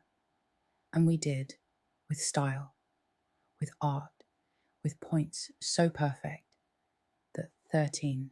Thoreau says 0 years later, we still can't improve the design. We just improved on the killing. Clovis walked so we could run straight into the Anthropocene. The tusk entered through his stomach and exited near his spine. The Clover hunter had gotten too confident too close. Now he hung suspended, 3F'd off the ground, impaled on ivory that had grown for 40 years. Just for this moment, the mammoth matriarch held him there, letting him understand his mistake, before she flung his body 30 feet into his companions. Waco. Mammoth Site, Texas, 13. 00 years ago, where giants reminded humans that prey could become predator in a heartbeat. We romanticize prehistoric hunting as humans. Always winning, says Dr. Don Wyov, studying trauma patterns on human remains. The bones tell a different story for every mammoth that died. Humans paid in blood. The evidence is written in shattered skeletons, crushed rib cages with mammoth footprint impressions, skulls showing blunt force trauma, consistent with trunk strikes. One skeleton from South Dakota, preserved with a Clovis point in hand and mammoth hair still clutched in the other. He died fighting. Mammoths weren't passive victims. Adult bulls stood 13 feet tall, weighed 12 tons, and could run 25 miles per hour. Their trunks, containing 40,000 muscles, could snap trees or spines with equal ease when threatened. They formed defensive circles that would make Roman legions jealous. A mammoth trunk could generate 2,000 only of striking force, explains biomechanist Dr. Kathleen Hunt. That's like being hit by a small car. If they grabbed you, those trunk fingers could rip limbs off. But the real killers were matriarchs. Older females who'd survived 50 winters, watched predators kill calves, learned every hunting trick. They had memories, spanning decades, and grudges lasting longer. Some Clovis sites show evidence of mammoth ambushes, where the hunted became hunters. At Colby, Wyoming, the excavation revealed a massacre in reverse. Human bones scattered among mammoth remains. Showing postmortem, breaks shattered while fresh the humans had wounded a matriarch. She survived, healed, and based on bone. Weathering returned months later with her herd to destroy the human camp. Elephants today. Tracked down poachers years after attacks. Notes Dr. Joyce. Pool elephant behavior. Expert mammoths had bigger brains. Why wouldn't they seek revenge? The defensive weapons were devastating. Beyond tusks and trunks, mammoths could rear up and bring their full weight down, creating impact forces that liquefied anything beneath their feet. Padded with fat, could feel vibrations through ground. Humans might think they were sneaking. Mammoths felt every footstep ground. Sloths fought differently, but just as lethally. Those massive claws weren't just for stripping bark. They were switchblades attached to four LB bodies. One Texas site preserved a human skeleton with parallel gouges on the skull, spaced perfectly for Megatherium claws. The bone shows no healing. Death was instant ground. Sloths looked slow until threatened, explains paleontologist Dr. Greg McDonald. Then they could pivot on their tail and swing those claws faster than humans could dodge, like being hit by 4 cavalry sabers. Simultaneously, Sabertooth, dead cats, turntables too, at Rancho La Brea. Human bones in tar pits. Show smile, John Tooth punctures. The cats learned humans came to scavenge, trapped animals so they waited. The hunters became bait for smarter hunters. Cave bears left the most terrifying evidence in European caves. Human skeletons wedged into crevices barely large enough for children. They'd fled something massive in the dark, squeezing into spaces that became tombs. Claw marks on cave walls. 15, effed up, show what chased them. Some scratches overlay human handprints as if marking territory conquered every extinct. Megaporna killed humans before they died. Out. Waff states, the killing wasn't one-sided. It was war. We just had better recruitment rates. The psychological impact shaped human culture. Native American stories describe mammoths that remembered faces and came in the night for revenge. Siberian legends tell of mammoth spirits haunting those who killed wastefully. These weren't fantasies. They were survivor memories. One Clovis site in Arizona preserved something chilling. A child's skeleton showing healed mammoth tusk trauma. Someone survived, being gored as a youth, lived to adulthood. carrying scars. How many nights did they wake, screaming, remembering the trunk, lifting them, the tusk entering their body, the trumpeting that meant death?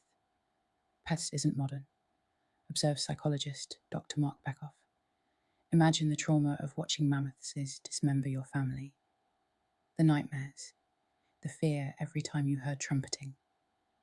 We conquered giants, but paid insanity. The last. Mammoths might have killed the most humans. Desperate, cornered on islands. Genetically compromised, but still massive Wrangel Island Russians tell of devil elephants that killed anyone approaching their shrinking territory.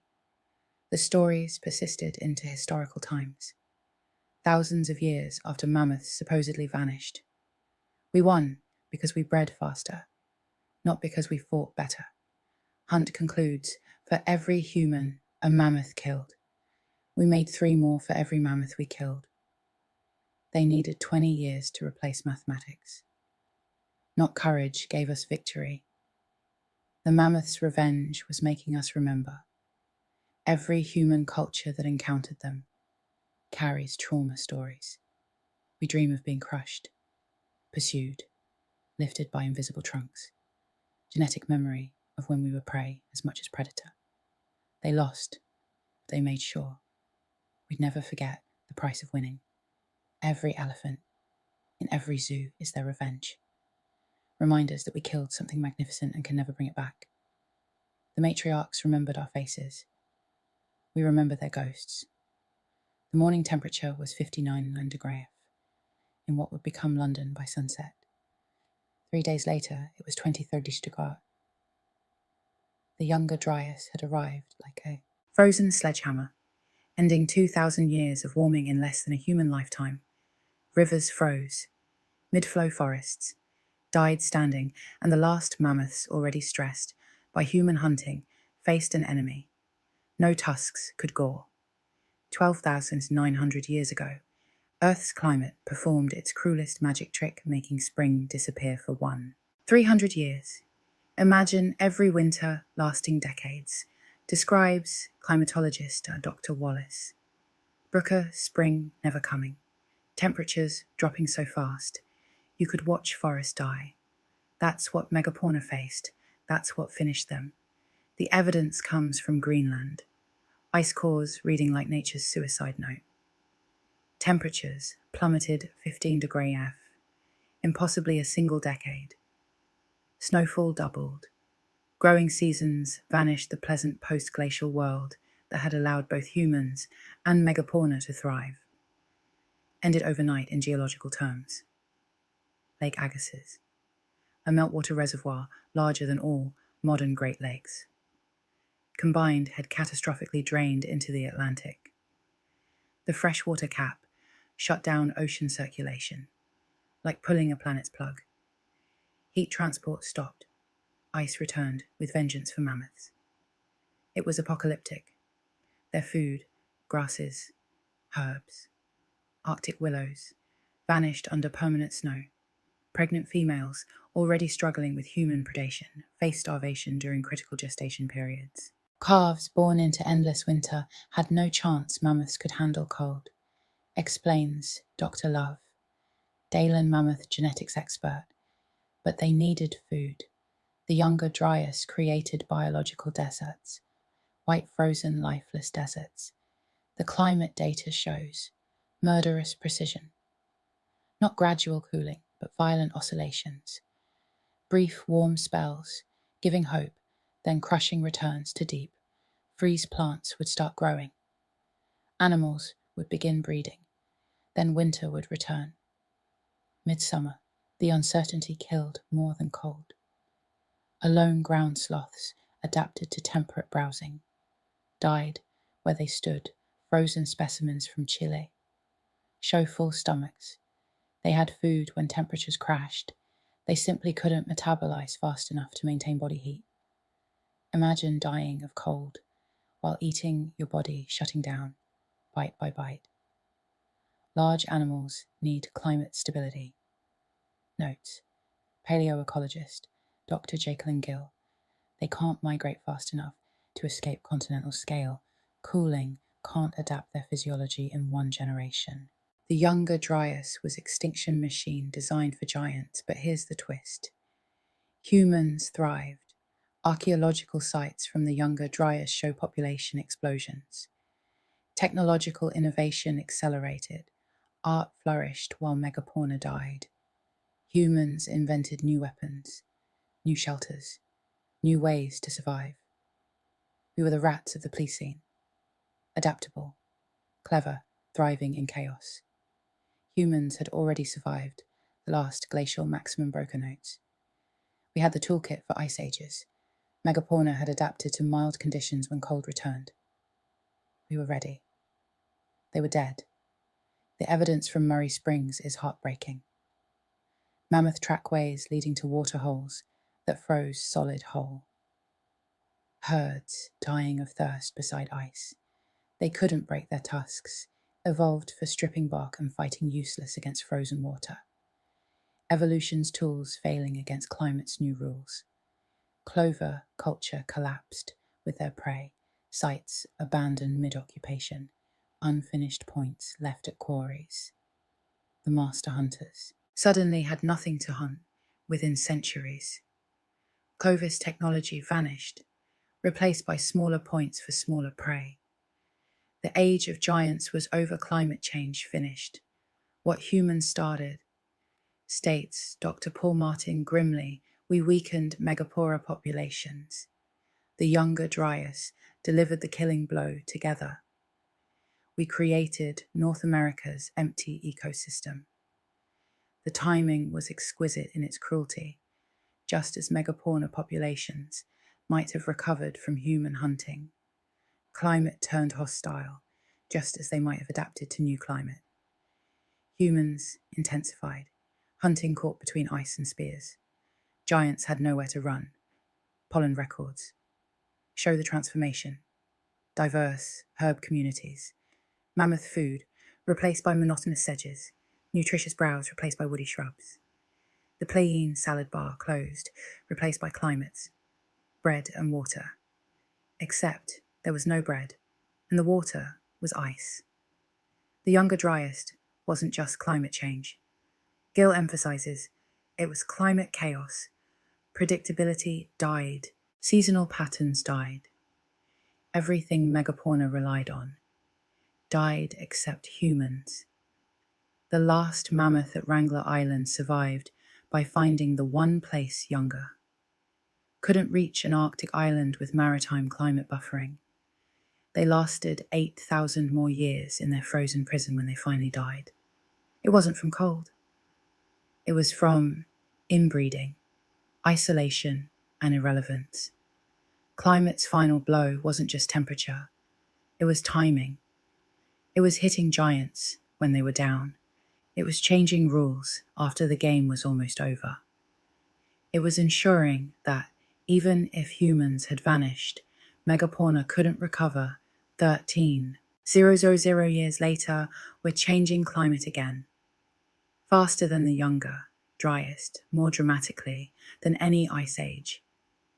We learn nothing from climate's final blow, except how to deliver our own. The mammoths would recognize our handiwork. If any were left to see it, the old woman remembered, at 90 winters ancient beyond measure, in a world where 30 was elderly. She was the last person alive who'd seen them. The mammoths. She'd been 8 when the final herd passed through the valley. 7 adults. 3 calves, ribs showing through patchy fur. They trumpeted all night calling for others who never came. Her grandchildren thought she was making up stories. Hairy elephants impossible. But she remembered their eyes, intelligent, desperate, almost human in their recognition that something was ending. The psychological impact of witnessing extinction is unimaginable, reflects Dr. Rosemary Joyce, studying trauma in ancient populations. These people watched Earth empty. They saw diversity collapse. They knew they were responsible. The evidence hides in unexpected places, cave art changes, dramatically after Megapora extinctions, where once humans painted living animals in dynamic poses, later art shows skeletal remains, ghostly outlines, anatomically impossible creatures as if trying to remember what they'd lost at Lascaux. Painted 17,000 years ago. Animals dance with life at Neo painted 3. Row years later, the animals are static, formal already becoming mythology. The artists were painting memories, not models. They were documenting ghosts. Explains art historian Dr. Paul Barn. Later Cave. Art is an observation. It's mourning. They were trying to preserve what they'd helped destroy. Oral traditions. Preserve the guilt. Native American stories describe the time of great dying, when animals departed.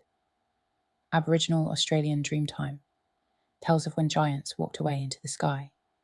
Siberian myths explain how humans broke the agreement with mammoths, causing their disappearance. These aren't fantasies. Their cultural past, the archaeological record shows behavioural changes. After extinctions, hunting rituals became elaborate. Apologetic cultures developed taboos against killing pregnant females. Too late for mammoths, but applied to surviving species. Shamanic practices focused on appeasing angry animal spirits. Every human culture that experienced Megapora extinction developed guilt rituals. Notes: anthropologist Dr. Shepard Crash, offerings to extinct species, prayers to empty landscapes. They knew something profound had broken physical evidence. Supports psychological trauma, stress markers in human bones, increase after Megapora extinctions, dental hyperplasias, lines in teeth indicating childhood stress, spike in post-extinction populations.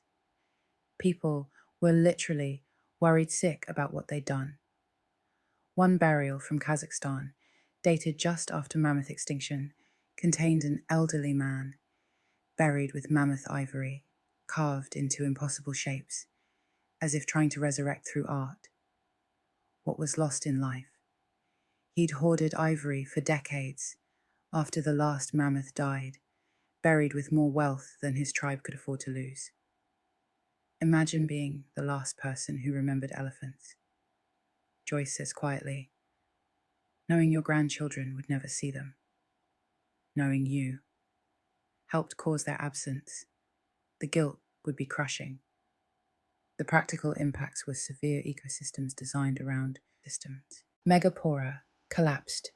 Fruit trees evolved to be dispersed by giant sloths, produced tons of rotting fruit grasslands maintained by mammoth grazing, became impenetrable forests. Humans had to learn entirely new survival strategies, but the spiritual impact was worse. Every culture had built mythology around. Megapora gods appeared as cave bears. Ancestors rode mammoths. Shamans shapeshifted into saber-tooth, dead cats when the animals vanished. Religions fractured. How do you worship what you've killed? Post-extinction religions focus on abstract spirits rather than animal embodiment. Observes religious historian Dr. Elizabeth Roberts. Gods became invisible because the visible ones were extinct. Humanity's first theological crisis was self-inflicted. The survivor generation tried desperately to pass on memories.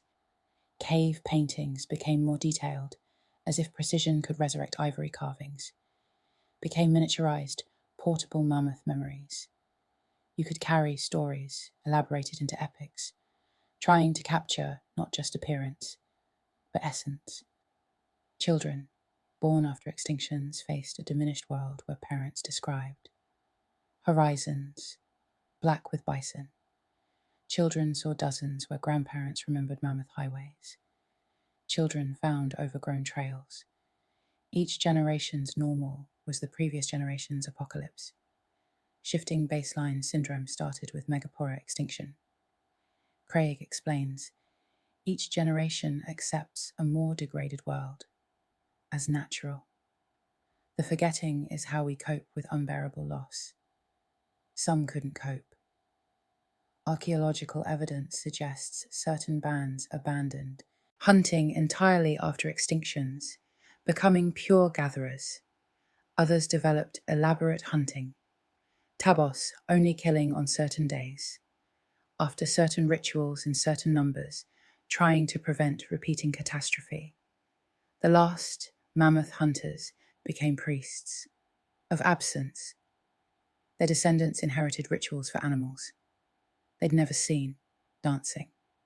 Mammoth dances with no mammoths, singing saber-tooth songs to empty forests, maintaining traditions for ghosts. We're still processing that guilt. Joyce concludes, every environmental movement, every conservation effort, every reeing project is trying to atone for those first extinctions.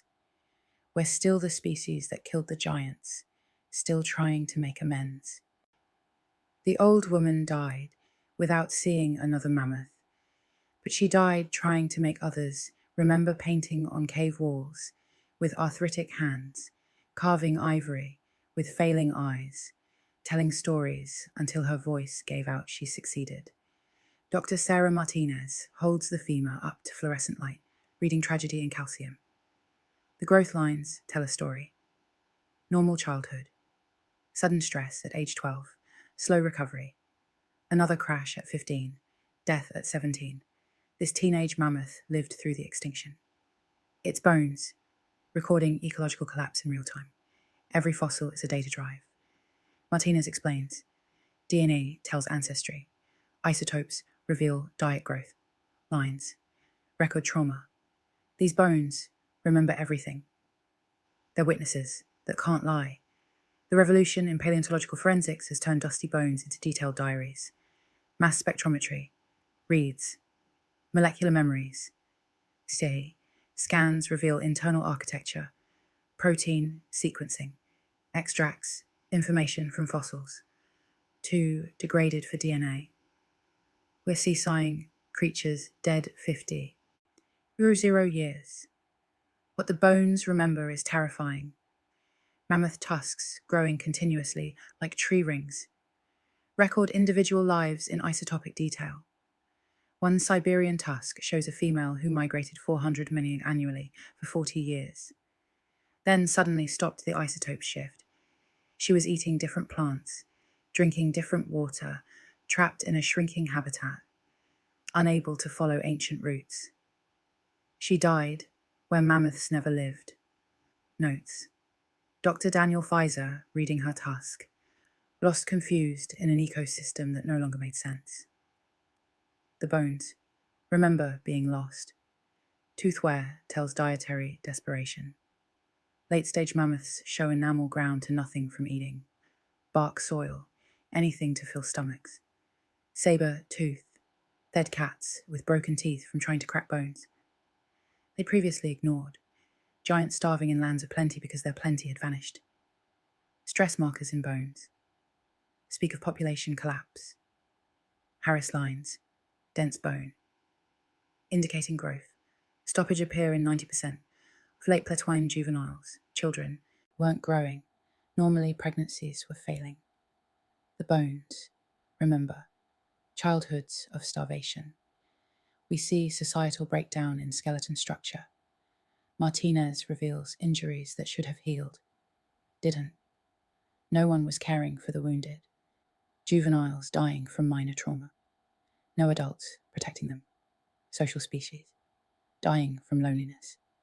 Cave. Bare bones. Tell of climate refugees. Isotopes show individuals from Mediterranean populations suddenly appearing in Poland. From France.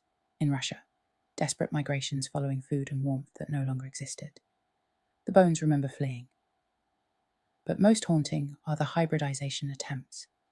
Late-stage DNA shows. Species interbreeding that never mixed before. Mammoth genes in straight twos, elephant's cave, bear markers in brown bears, desperate attempts to survive through genetic moonshots. They were trying to evolve their way out of extinction. explains geneticist Dr. Beth Shapiro. The bones remember innovation. It just came too late. Microscopic analysis reveals individual suffering, osteoarthritis in young animals, from overt travel, dental abscesses, from poor nutrition, healed fractures that shouldn't have happened, weak bones from calcium deficiency. Each skeleton, a medical chart of decline. The extinction sites themselves. Remember, the hot springs in South Dakota. Mammoth footprints. Spiral inward, but never out they entered, seeking water. Got trapped in mud, died in piles. The sediment preserved their final hours. Struggle marks. Trunk impressions where they tried pulling companions free. Smaller prints, showing juveniles dying last on top of adult corpses. Those aren't just death sites. Martinez says quietly. Their panic preserved in stone. The bones. Remember fear. Protein sequences extracted from degraded fossils. Reveal immune system collapse. Late stage megaporno. Show stress. Proteins. Inflammation. Markers. Evidence of fighting. Multiple infections. Climate change. And human pressure. Didn't just kill directly, they weakened immune responses. The bones. Remember plague. Even reproduction failed. Late mammoth pregnancies show developmental abnormalities. Miscarriage evidence in pelvic bones. Stillbirths preserved in permafrost. Species weren't just dying, they were failing to be born. The bones. Remember empty wombs. The pattern repeats globally. Australian megapora bones show identical stress patterns to American ones. Different species, different continents. Same signatures of societal collapse. The bones. Remember that extinction is universal in its cruelty. Every museum display is a medical record. Shapiro states, we're not just showing what they looked like. We're displaying how they suffered. Each skeleton is evidence of ecological murder. Pierre. But bones also remember resilience healed injuries that should have been fatal survival through volcanic winters. Adaptation to impossible climates for every story of death. Bones tell 10 of survival until they couldn't. Modern bones are beginning to show similar patterns. Stress markers in elephant tusks, reproductive failure in rhinos, immune dysfunction in large mammals. Today's bones are recording tomorrow's extinctions. The past, bones scream warnings. Martinez concludes they remember how giants die. Slowly, painfully, predictably. They remember, so we don't have to repeat. But we are, and future bones will remember us as killers. Just like past bones, remember our ancestors in museum basement. Millions of bones. Wait patiently, holding memories, recording truth. Witnessing across deep time. They remember everything. We just have to learn their language. Before our bones become memories. 2. The questions is what will our bones remember? Wrangel Island, Arctic Ocean, 1650, BCE, the pyramid. Builders of Egypt had been dead for 1,000 years. The Shang dynasty ruled China. Bronze Age, humans wrote poetry, waged wars, contemplated philosophy, and on this frozen island the very last mammoth took its final breath. She was small, 6'F tall, a dwarf compared to her ancestors, inbred, isolated, genetically broken. But she was still a mammoth. The last mammoth when her heart stopped. A lineage stretching back 5 million years. Ended. Earth's transformation was complete. That moment, that exact moment, when the last mammoth died, marked the end of the plea, scene, and the beginning of the human world. States Dr. Love Dellen, who sequenced her genome. Every giant was gone. Only their killers remained. The genes tell her story. Her ancestors arrived on Wrangel 10,000 years ago, as sea levels rose, trapping them. The founding population, perhaps 8 individuals, for 6 years, they persisted through genetic bottlenecks that would kill most species. brother-sister Mings, mother-son pairings, each generation more inbred than the last. By the end, Wrangell mammoths had lost 20% of their smell receptors. They couldn't properly detect predators or food. Their coats grew strange, translucent hairs that provided no insulation. Males produced malformed sperm, females rarely conceived. They were genetically zombies, walking but already dead. She probably couldn't smell the flowers that grew around her Dellen notes. Sadly, couldn't feel temperature properly. May have been partially deaf. Evolution in reverse on making a species gene by gene, but she persisted every morning, searching for the sparse Arctic willows, every evening returning to the same weathered trails. Her great-great-great-grandmother had walked trumpeting calls. No one answered the last voice of the Megaporna age, echoing off empty ice. Did she know she was alone? Elephants understand. Death mourn there. Dead return to graveyards. Did she visit the bones of herd trying to wake them? Did she understand that no answer would ever come the day she died from disease, starvation, or simple genetic collapse? Nobody noticed. No humans lived on Wrangler. Then no witnesses recorded Earth's greatest dynasty ending. She fell, probably by water, like elephants prefer, and the Arctic claimed her. The last giant gone. With her died, more than a species, an entire way of being ended for 50 million years. Giants had engineered Earth's ecosystems. Mammoths maintained grasslands. Ground sloths dispersed seeds. Megaporna migrations moved nutrients across continents. Their footsteps shaped rivers. Their grazing created meadows. Their deaths fed forests. When the last giant fell, Earth's metabolism changed. Explains ecologist Dr. Sergei Zimov. Energy flow, nutrient cycling, even atmospheric chemistry shifted.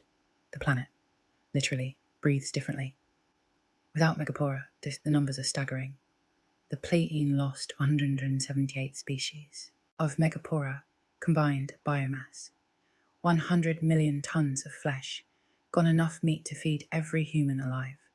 Today, for a decade, vanished into bones and regret, but the transformation went deeper.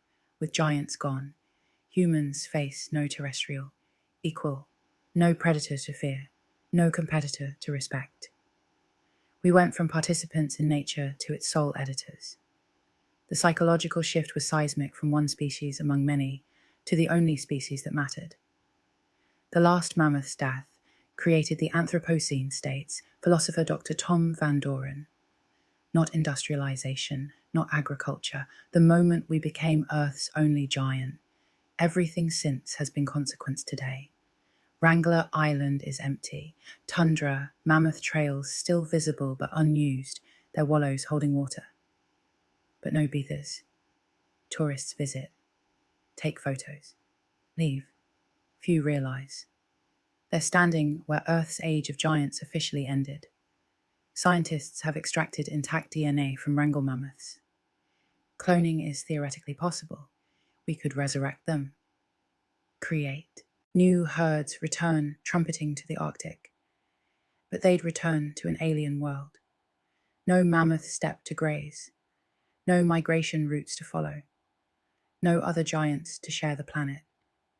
Genetic resurrection without. Ecological resurrection is just elaborate taxidermy. We can bring back their bodies. Dellen concludes, we can't bring back their world. The last giant didn't just die. An entire Earth died with her. The last mammoth fell on an island. Humans hadn't reached from causes. Humans didn't directly inflict. But she fell because of us. Because we'd killed the mainland. Herds. Destroyed the habitats. Broken the climate. Her death was our signature, written in slow motion, across 10. Those are years. She was the period at the end of Earth's longest sentence, the final note in a song that began with the first mammals and ended with their biggest descendants dying, alone when she fell. The age of giants fell with her. Now, we live in the echo of her silence. Every empty grassland remembers mammoth footsteps. Every forest grows where giants once prevented it. Every human child born into a world without wonder, without wildness, without watching mountains of flesh move across horizons. We gained the earth by emptying it, inherited a planet by making it lifeless, became the only giants by killing all the others. The last mammoth has been dead for 674 years. Her species is gone. Her ecosystem is gone. Her world is gone. But her accusation remains written in every strand of DNA we extract from her frozen cells. We were here. We mattered. You killed us. And now you're alone. With what you've done, the transformation is complete. The giants have fallen. The earth is ours. The question is, what will we do with an empty kingdom? The last mammoth knew the answer. That's why she died, looking toward the mainland, toward the world that had forgotten how to hold giants, toward the future where only human footprints would matter. She saw us coming. She knew what we'd do. The last giant fell, and we rose on her bones to claim a throne. No one else wanted. Rulers of ruins. Kings of silence. The only giants left on a planet too small for the guilt of being alone. Welcome to the Anthropocene population.